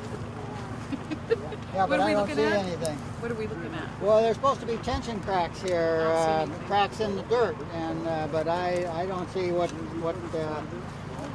is what they're talking about. See that little kind of a crevice right there? I don't know if that's what he's... Sarah, is this what you're... Sarah, is this what you're looking at? Yeah, that's it. Yeah, there's one. But what happened Pretty is... small. I see. Oh yeah, they were very, very, very small. It looks like what happened is the moisture in the water, or the rainwater, has saturated the soil again, and they started to close up. But there's part of one right there. But they used to run from the front of the bus where that pink flag is over there, down to wherever this other pink, well, there's a pink flag, and I thought there was one right over there. There's one over there, yes, but I don't see any cracks over there. so it looks like we have some water flowing off of here. That's good. Well, you don't ever know if that's water or deer trail or what that is. But yeah, that's probably a little bit of water.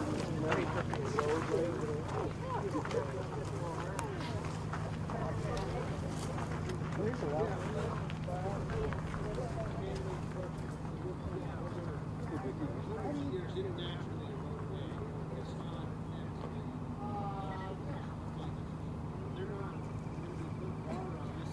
Probably just take all the vegetation off and cut down the gravel and borrow.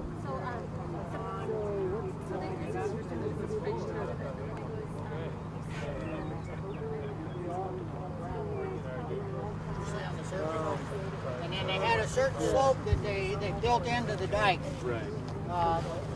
So that I forget what the dimensions were, but anyway, there was a certain slope they built on the inside. Oh, well, those aren't. Yes, we did.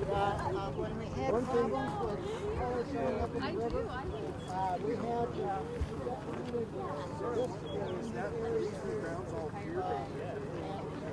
we had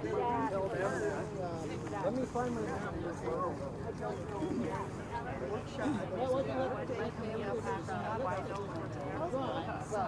I blew it out the back end, up in the air, onto the water. it gradually absorbs the water and sinks. And of course, bentonite will swell 15 times its original volume. So that was the intent, was to seal off any leakage from the So we encourage percolation. Like 30% of our work right here.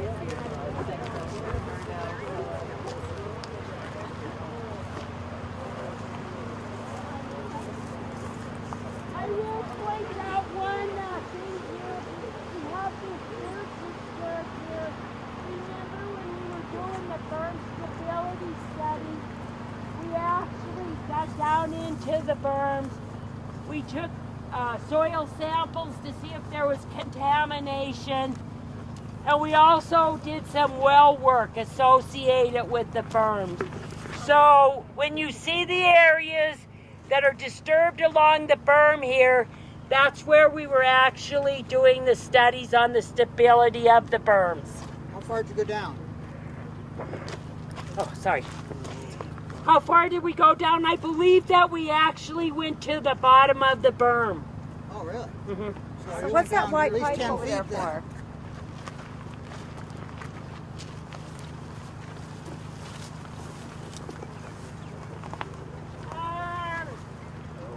I don't know. So on the news they talked about that gravel or more material was brought in to reinforce the berm. Where was that added? That's down at 13A, 13 and 13A, and we're going to stop and see that. Okay, thank you. So if we could just get on the bus now, and we'll move down that way. The berm is actually 4.5 miles long.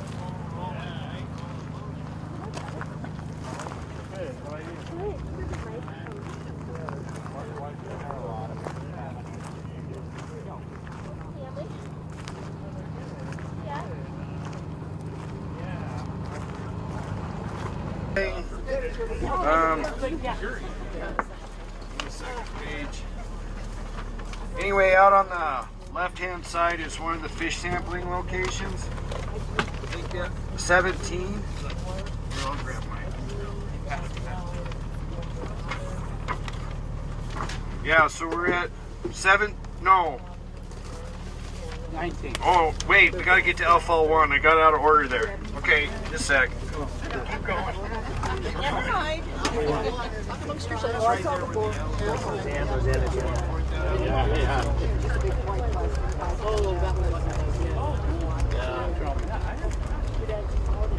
You can see how high the water was on the other side. Oh, yeah.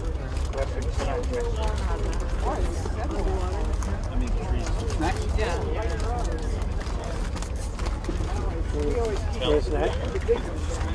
Yes, that. Don't get too far to the right. Valve shaft. Let's not get too far to the right.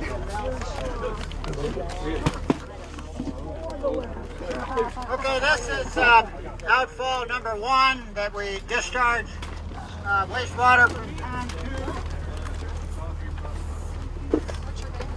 And then there was a building there that we had a sampler in there, and we measured the flow, and so that we kept track of everything we discharged out of there.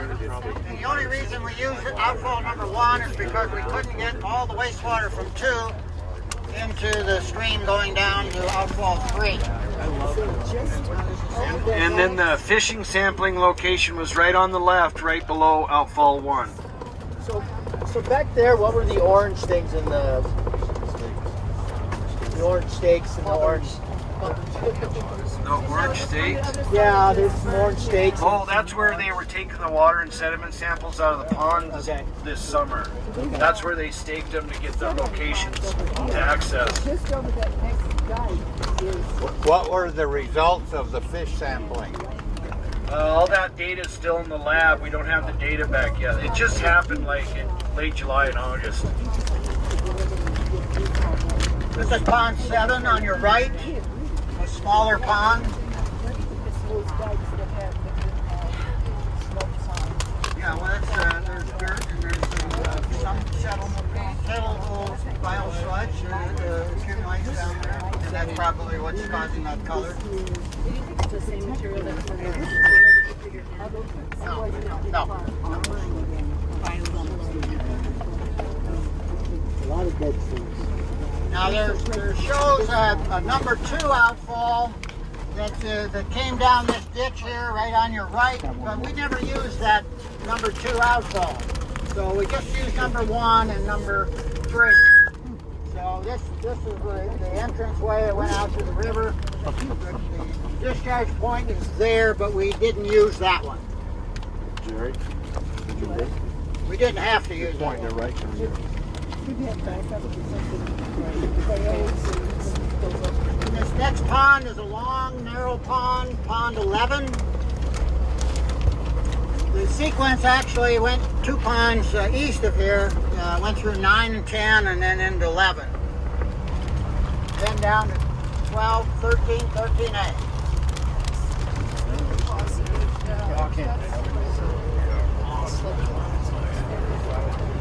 Well, the ponds were built in sequence. The mill started off with no ponds at the beginning, and so wastewater, untreated wastewater, went right straight to the river, and fish kill happened, and then that's when they started building the ponds. So they built them in sequence. So the major pond building was when they put in the number 3 machine, which is about 1980, 90 in there. And then they built, 2 and 13, 13A, and the big, really big ponds.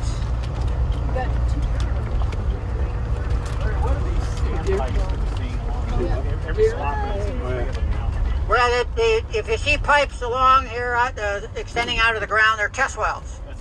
And we had a series of test wells that we monitored along between the ponds and the river on a regular basis, and that became part of our monthly reporting. And then since the EPA has moved on site, they've put in multiple more test wells all over the place. I don't know how many you got in here, Sarah? I'm not exactly sure. I know we're monitoring 49. So they're monitoring 49 test wells. So they've got at least 49 wells located throughout the plant site.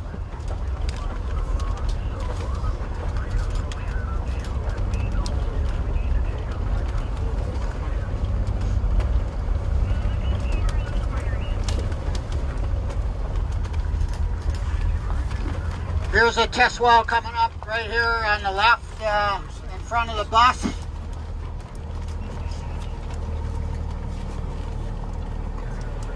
So Larry, so for you guys on your list, where we're at number 23. So test pit 17 and borehole 17. That's why the ground on the road's a little roughed up, because they would have dug down and test pit and sampled that and then filled it back in. So that's where we're at the tour right now, is 23 and 24. Well, does anybody have any questions over the last 10, 15 minutes of what we just covered, what we just drove? Are we stopping enough for you guys to get plenty of pictures? What was the test pit for? To test both geotechnical of the berm and to take samples to see if it's contaminated. But see, we never really expect the berms to be contaminated because they use some material from the ponds over here on the right to build the berm before any kind of water or anything ever got there. And so far the test results show that the berm's not contaminated.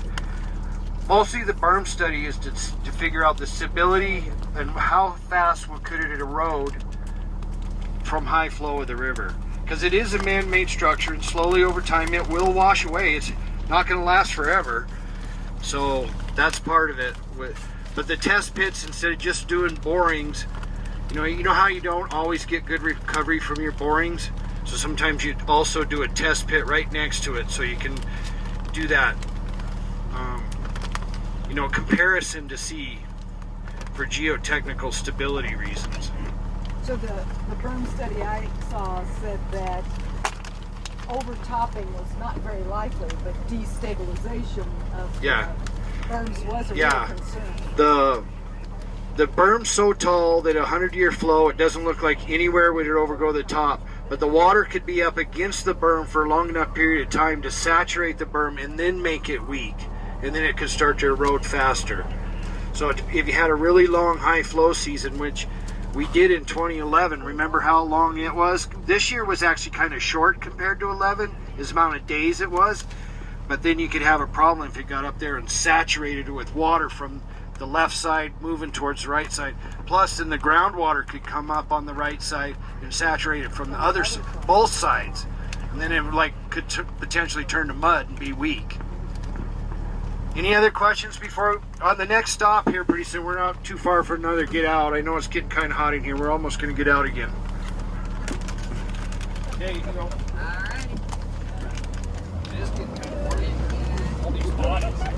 All this hot air.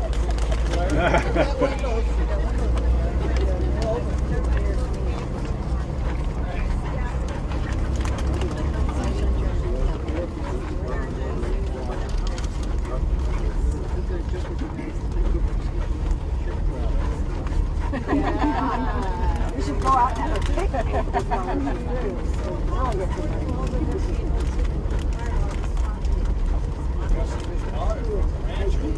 Why do the cows come down and all that? I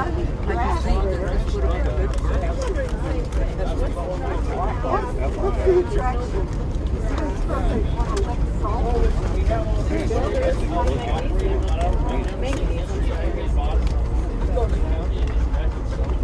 Weeds. We got close to the river. These are native plants. Most of the sites are weeds.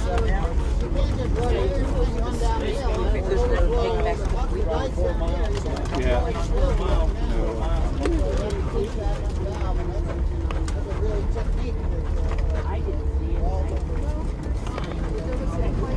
So where's that microphone? Hey Brian. Yeah. Could you grab So me as we one drive of those down here snacks? to get to 13A, I just wanted to point out that on the left here, this old area where you see this water and stuff, during high flow, the groundwater come up in this pond, and then in the next pond on the left, that was actually backwater from the river, and you'll see that it came up a long, long ways compared to where we finally end up stopping. So everything on the left during high flow was like 2 or 3 feet of standing water right there. There's also some shorebirds just left that pond. Larry, wouldn't this be the world's greatest bird watching area? It was until they locked the gate on me. We thought you got I had my own refuge down here. We come out and bird. This is pond 12 here on your right. Typical sequence from 11 to 12, and then the next one will be 13. Now there's cows out here. Are those nurseries? Yeah, it must be. I didn't think they were supposed to have cows out here because that covenant for the property said no agriculture was supposed to be out here.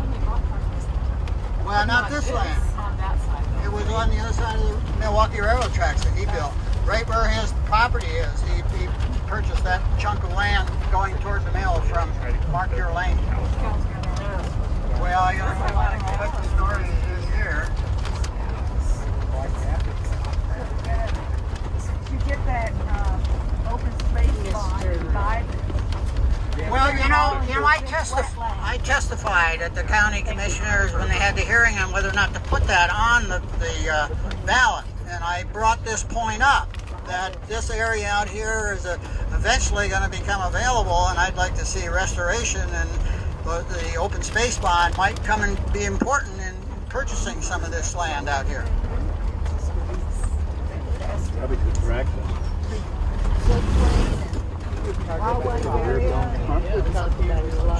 What they paid for it. Try to well see. Now I would point out that looking out here, the river had come up. Field trips out here for Audubon. It was open to the public. Has anybody on the bus ever been on one of those trips?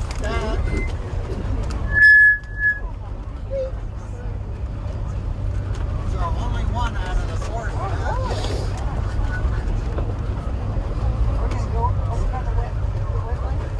I think the route shows it going by the wetlands, but that's Vicki. the thing that I want to have happen is have Grass Valley French Ditch put into Pond 18. And that, you know, fills up half full during the year, and then it gradually will seep away during the winter time, but it is an excellent pond for ducks and shorebirds. And that's what I'd like to see happen there to that one. And so that water that went into the wetlands would then go into Pond 18.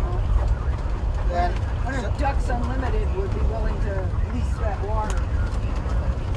Well, it's free water. I mean, it's extra water from French Grass Valley French Ditch. It's just an overflow of the last user, and it's... oh, I see that's at the end of the line. Yeah, it's at the end of the line. All right. Oh, that's the outfall number 3. Green building here coming up is outfall number 3. All right, stop the bus.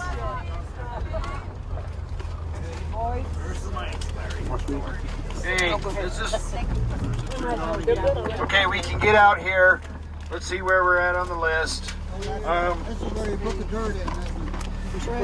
Almost to 28. So we're gonna be, we just crossed over that little last bumpy part was 23 and 24. So now we're at pond 13, 13A, kind of close to the tea-colored water.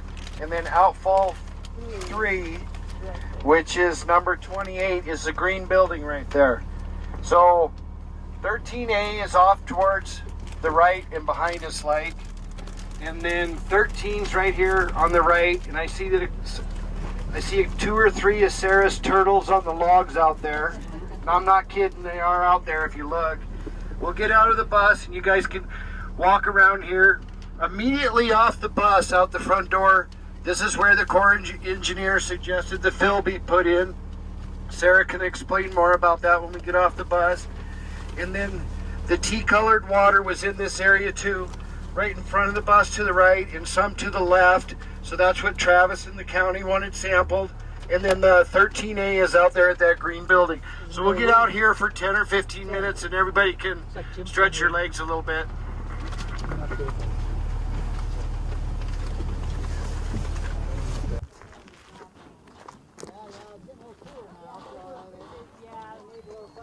I see that. I can see one head. Yeah, there's one out there. That's all I see is one out there.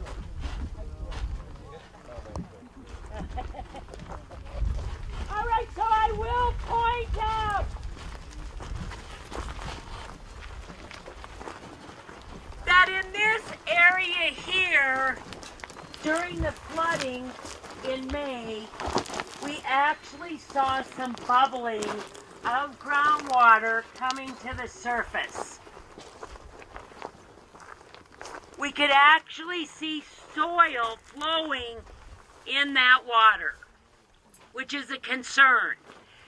So we brought in approximately 3,000 to 4,000 cubic yards of material right through here to put some pressure down on the bottom of the pond, prevent that groundwater from bubbling up, carrying surface soils.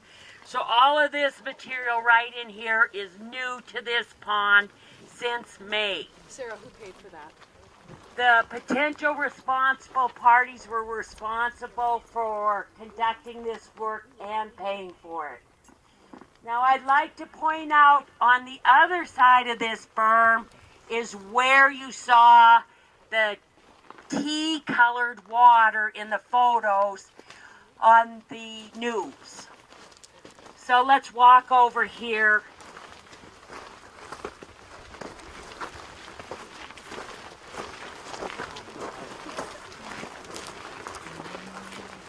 So what actually was happening here, the water from the river was actually backing up through into here. The tea-colored water was closer to the river by that old tree there, down that way. And that's where you saw the tea-colored water.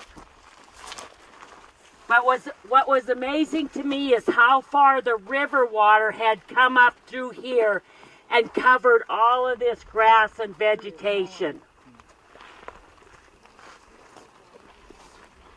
So this is where we were actually doing some sampling on the river. We can point it out when we get farther down there by the discharge point. But this was the major concern. What was happening? Did we see contamination from 13A moving towards the river?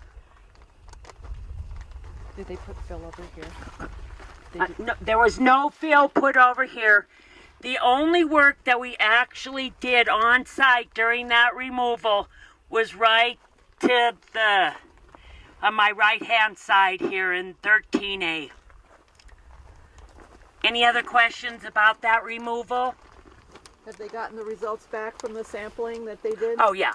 And we published that, and we saw some elevated metals in that material. There was a little copper, there was manganese, arsenic. We commented on it. Yes.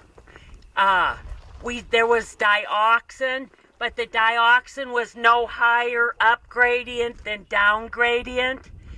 And dioxin, that's not surprising. Dioxin is just in everyday life anymore. You see very low levels of dioxin, and we did see it. Did we see a clear pathway from here into the river? I'm not saying that we could say that right now, but what I will tell you, and I truly believe this, is that we did see material from the operations of the plant entrained in the grasses and soils along this area. When it flooded, it mixed with the water, and we started to see the tea-colored water. People tell me all the time that when the plant operated, if you floated the river, you saw that tea-colored water coming down the 4 miles of the berm. Wow. Yes. Associated with the trees. So. Thank you. Earlier you said at an earlier meeting that tea-colored water was primarily lignin. Correct. Now is lignin water soluble? It's hard to think that that's water soluble. So what's the carrier for it? So think about this. Have you ever been to a swamp and you've seen it, that brown color associated with rotting trees, a lot of vegetation? It's very similar to the same that you see it in the Everglades. You can even smell it. It's typical of the same process, that there were so many trees here on site, and that water did carry the lignin did get into the soil, lays in the grass, and so if you have moisture or the river coming in, it will remix with the water, and will mix with the water, and you'll see it, and you'll see that brown color. Does that help at all? Yeah. Anything else? How many of the other settling ponds have had soil samples taken just to see what's, if anything, is in it? The question was, how many ponds have been sampled? And we actually have those sample maps with us, so I can show you the map. Okay. Some people may have the app on their phone that shows it too. Did we actually send out with all the sampling points? Okay. I've got the map at home. I Travis, just, where's Travis at? Right here. Do you have that on your phone? Travis has it. You can show him on. He's got the app. So, and one of the things is we're trying to put these information out for your phones. Does that work for a lot of people? Yeah. You know, some of us are into the 21st century. Some of us aren't.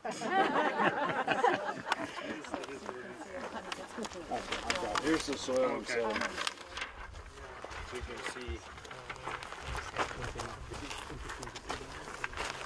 I didn't bring a big one, but if you look at this map and we can pass it around, you guys can see that all the ponds, all the sediment soil and it's dry brown on the top. If you go down in, and additional sampling was just done last month. Was that because it flooded? Or? Soil and sediment, and then. Yep.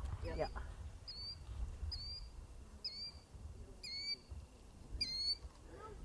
No turtles, Jer. Sorry. Gosh, I'm gonna send you those pictures when they come out. Those I'd like to see them. beautiful. There's goose poop. Yeah, Lots of goose poop. Little goose poop. Yeah. Yeah, they were about about this. Wow. Yeah, they were big little goose prints. Goose poop. Some goose poop action going on. Is that a plover? Is that what that is? Sounds like a killer. Oh, killed her. That would be nice to do it faster. 249. But,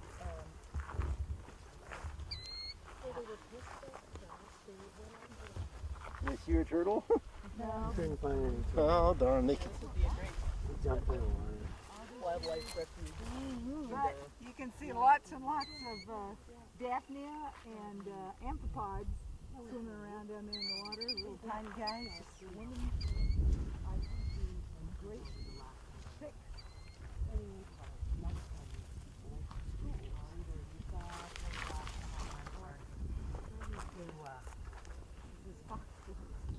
The foxglove. Oh, yes, I've seen the seams all over. See all the tansy? Yeah, lots of tansy. Hope we don't track that home there. Is that wire to keep the cattle out of here? Yeah. Well, they're not getting. Or to keep them in. I mean, They're not being kept out. They may on this side. They don't want to go that way. I don't know. Yeah, there's cattle crazy. So. There is. That thing was just barely underwater enough.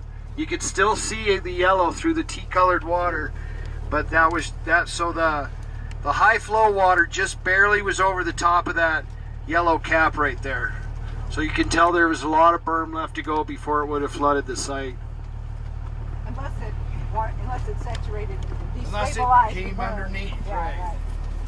Anyway, this is outfall number 3, and this building here housed the measurement of the flow, and we took samples, and it went out into a diffuser. This, and what I mean by a diffuser is that the pipe went out and had several outfalls points along the pipe, so it would actually help mix the wastewater when it entered the river. Wasn't this the ditch that the bleaching wastewater came through primarily? No, any bleach wastewater, and that's going back in the early years of the operation, would have mixed in with everything else. Everything was combined with the clarifier. Everything is combined in the clarifier, so there is no segregation of wastewater. Oh, I read the report saying it was primarily No, no. This is what we call Mark Your Slough that takes off down through here, and I suspect that they sampled that slough for pike for one of their samples. Is that correct? Anybody? Sarah, is that right? Apparently the pike like the slower slack water, and this is an area where they would have sampled the pike.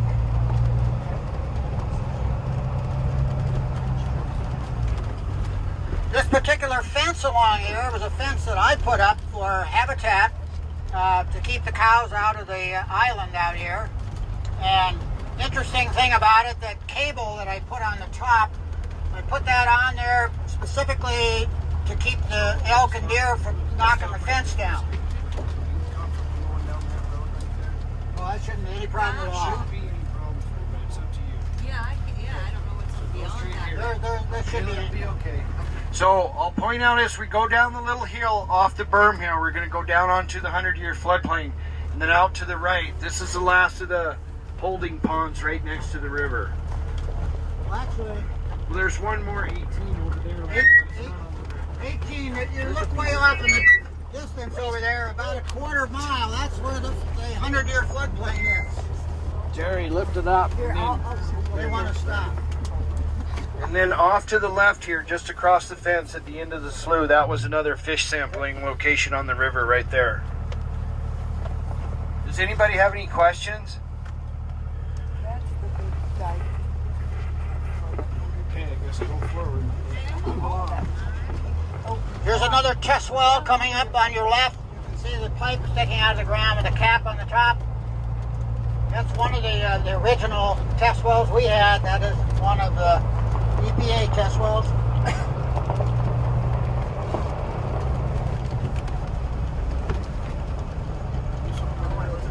Keith, what's that white truck doing down there? Not sure, it might be. I don't know who that is. That's one, Jerry, that's one of your constituents. Okay. I don't know who it is. I've seen white trucks following us a couple times.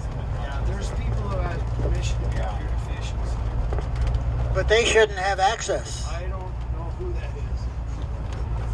Probably Dick. It's Jason Cow or something. Oh, okay. He's referring to Dick Lucier, who used to run cows all over the place. It's hard to say.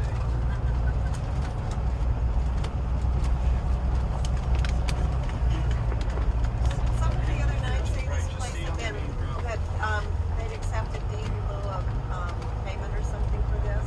Dick did, for sure. There was a couple of people that M2 Green owed money to, so yeah. They have properties up over up by the Mullen Road side, though, like in Louisville. So it's not for the whole site. It's just certain chunks. Oh, Like I they, see. like I think Dick got about 114 acres or something like that, or 102. Yeah, he because chose- They owed money to Dick, so they gave him land to pay off the bill. Oh, I see. Right. But somebody was going to pay $500,000 in taxes. So M2 Green finally. Jerry knows the details on that story.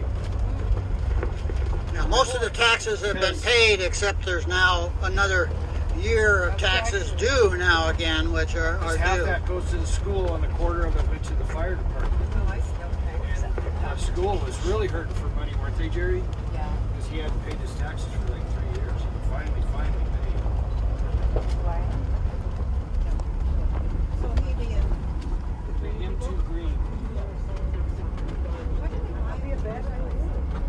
Once they closed down, they got a good price on it. It was cheap, I guess. I don't know. they know it was going to be There's some grass out here. How massive this side is. Took us a long time to get from one side to the other. We're getting ready to go up here, and this is the boundary on this side of the plant. Cows off the island. What was the land that a local rancher was given? We were just talking about some land. So that Well, Dick Lucier got some land and for money that M2 Green owed him. Oh, but it's over there. It's not. Yeah, it's we'll point it out when we get there. There's some more of that Mark Your Slough. I don't know if that's where they collected the fish or I'm not. not sure if they got pike out of there or not.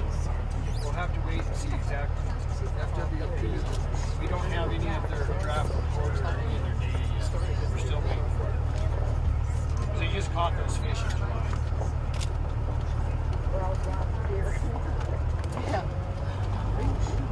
Unfortunately, from a weed standpoint, that island out there is almost pure leafy spurge. So it just is a terrible weed along the river. It just, every time it floods, it just continues to reintroduce leafy spurge.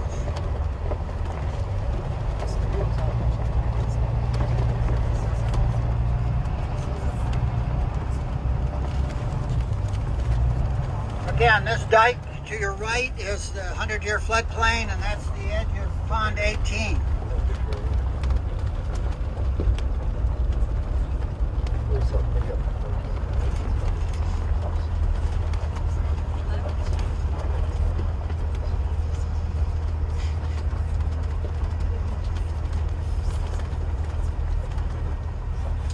We're going to see Weeks wetland. We're going by it. I already But- called it Weeks But wetland. it isn't so wet anymore. Oh no! The cattails are kind of moved in and filled it in, and there'll still be some water going in there from the Grass Valley French ditch, but no water from the mill goes in there anymore.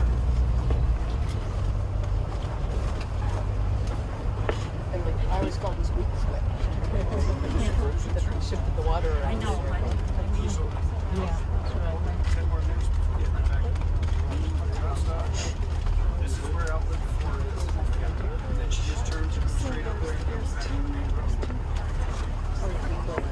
This is Larry, this is outfall number 4. This is where this blue shack is. And this was clean water coming out of the mill that only had heat in it.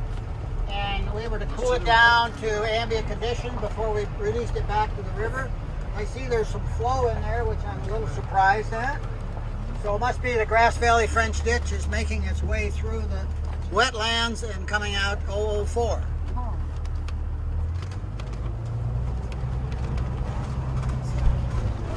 Was 4 only used? Oh, it was just Cooling water. Cooling water, right? It's just non-contact cooling water. So it never has any pollution. It has to be tested to prove it doesn't. It never had. That's why we had to check the temperature. We had So a temperature as monitor. clean water went through the mill, they could discharge the compound and send it through the treatment system. But you did have to monitor the temperature. Yeah.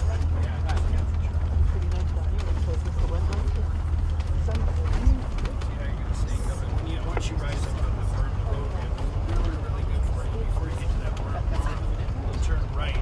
Really good road all the way back to the mill. So the question is, why did you call them cooling ponds instead of settling ponds? Well, you know, they weren't really. It was the 1960s, and that's what they called it. So what's accurate on that? Actually, after we put in aeration, the temperature of the water going to the ponds was close to ambient. It came out of the mill at 105 degrees or so, but after it went through aeration, it came down to almost ambient temperature. So the ponds weren't really for cooling; they were just for storage and settling. So it's probably so it's more accurate for us to call them settling ponds than cooling ponds, right? I've wondered. Cooling wasn't really what they were meant for. Most of the ponds were settling ponds. Yeah. There were just a few that were cooling. Yeah. There are people, engineers that'll take their work on. Well, that's what I wanted. That's what I wanted. Well, here's the wetlands. They're still wetland, everybody. They're still wet.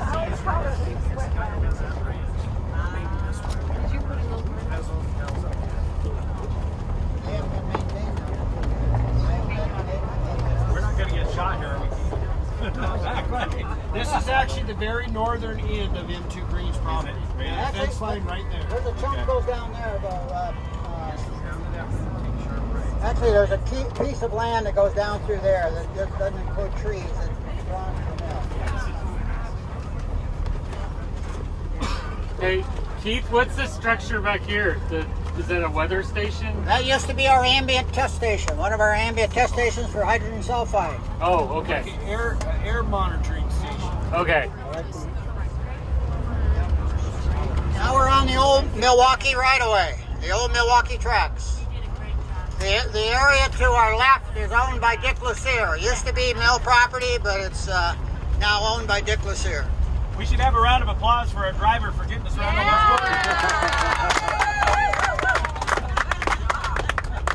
That's a story in itself, right? Oh, would have been more fun to go on. I'm just teasing. Everybody have to squeeze through that thing. Yeah. I learned how to drive on these roads when I was 15. Well.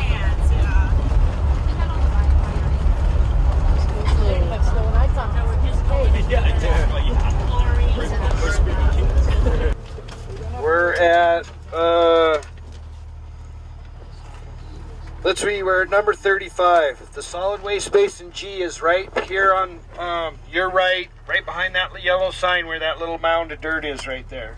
That's the one landfill that they still could use if they need to, but since they're not doing anything at their property, they said they haven't put anything there in a couple of years, so but that's where G is, so that's number 35 on your maps and stuff and on your list.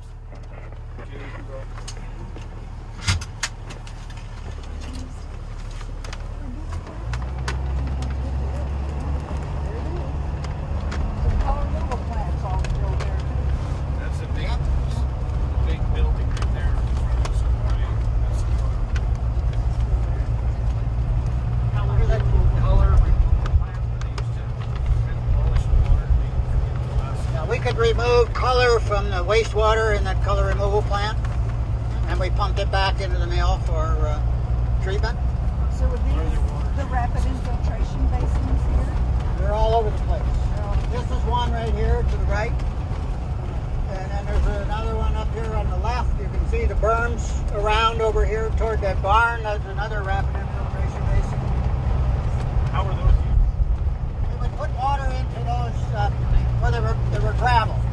We found gravel and we diked around it and then put water in there periodically. We would put water in there and let it drain away and then repeat the process. And we were hoping that they wouldn't seal off. But it turned out that the colored material in the wastewater was gradually plugging it off, and it wasn't a long-term solution. How many years were you there? For all 32 years. And then I've been out here for another 15 years after that, until I got locked up. The amount that were discharged was totally floating. So but that's right. When you guys were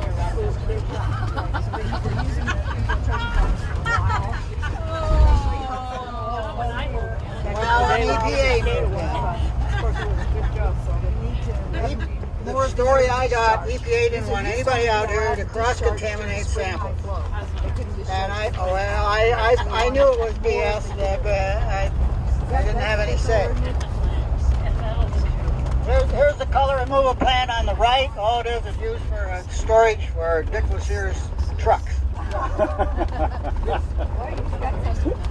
So, oh, this is interesting cloth. What is this cloth? Should they use bleach to remove the color? No, they used they would add certain chemicals that could cause it to flop. Some of it would float to the top or skimmed off. It would sink to the bottom, just like No, it's not sludge. just But the water was just colored. right across here. It was colored bleaching that they did. You can see into the aeration basin when you go that way. I just thought it was part of the water is always very all that fill over there. That's all the. See, it would go there. I was taking buses there before. Well, maybe. You can see the structures, and that's about all. I forgot that these were the dikes. Yeah. Hey Larry, I couldn't hear back here how the color removal process worked. Did you talk about that? We had some chemicals to the wastewater that would coagulate the color bodies in there, and they would float to the top, and we would skim it off, and that would be pumped back into the mill for burning, and then the clear water would go out to the storage ponds. Okay. It was some of the same chemicals that are used on drinking water to cause color and other things dissolved in the water to form a flock and then be skimmed off. So it was the same stuff used in drinking water treatment. And that was to remove the tannins and the lignins? Yeah. Okay. Right. Brown stuff and blonde. Bleaching plant was right where we started. Remember I told you the paper mill buildings were there, and there were stacks. Bleach plant was right just to the east of those buildings. I thought bleaching itself destroyed color, yet it caused the water to be darker, which if you put bleach in colored water,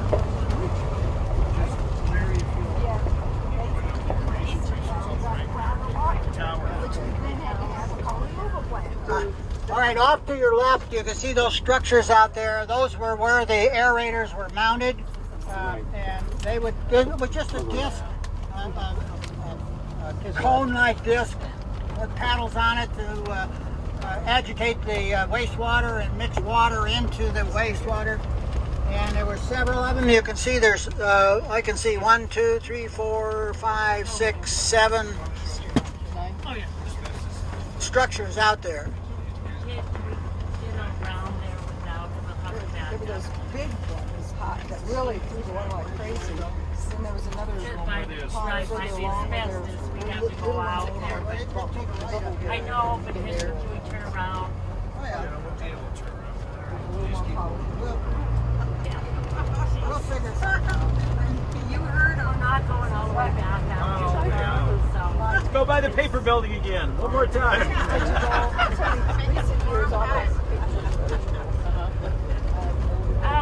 Would people like to see where the asbestos landfills are? Yes. That's the last thing. So we're going down there. That's where we're going, and we're finished.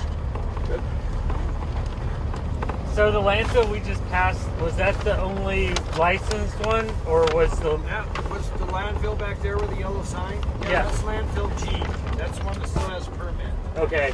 And then the asbestos one, does that one have a permit? They're up over here. Yeah, they Okay. were all permitted and stuff, but they're closed. Okay. We'll show you where they're at. Where did they turn the logs into chips? Right over on the other side.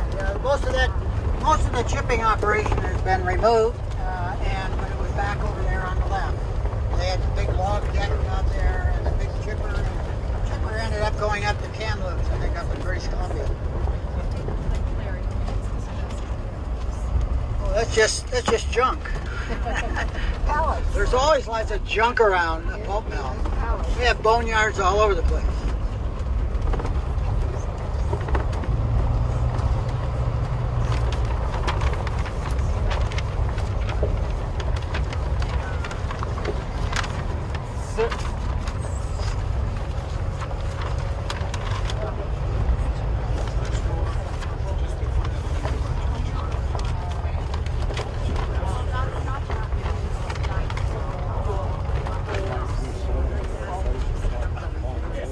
Turned it into a movie set. Yeah, that's That would be associated with the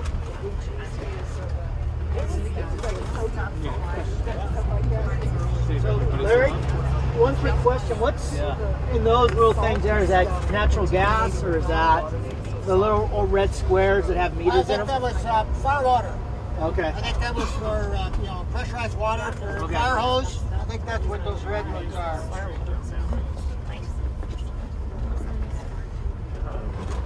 Yeah. fire water. That looks fantastic. Open well there.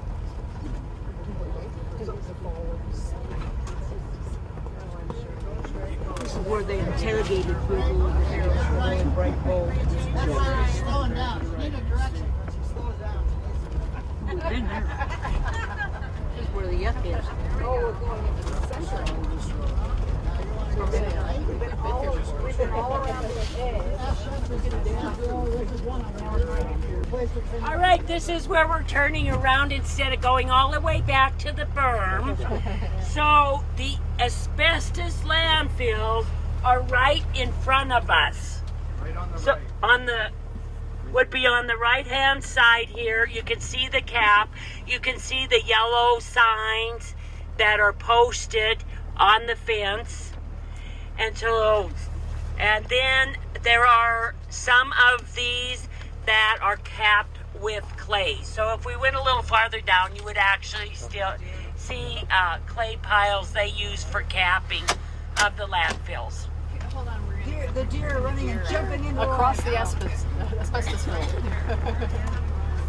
So Sarah, They don't read very well. where did the asbestos come from? Was that part of the paper making process, or was it in the buildings? Associated with the buildings itself. Okay, nice. Okay, so Rain came down. Apparently. It'll be on our side. Switch it up real quick. Take a hint. I know.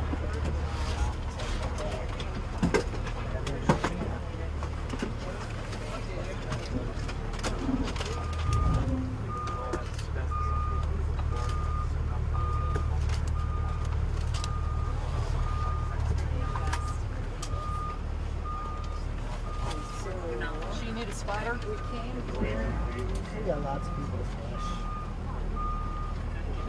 So regular gate open.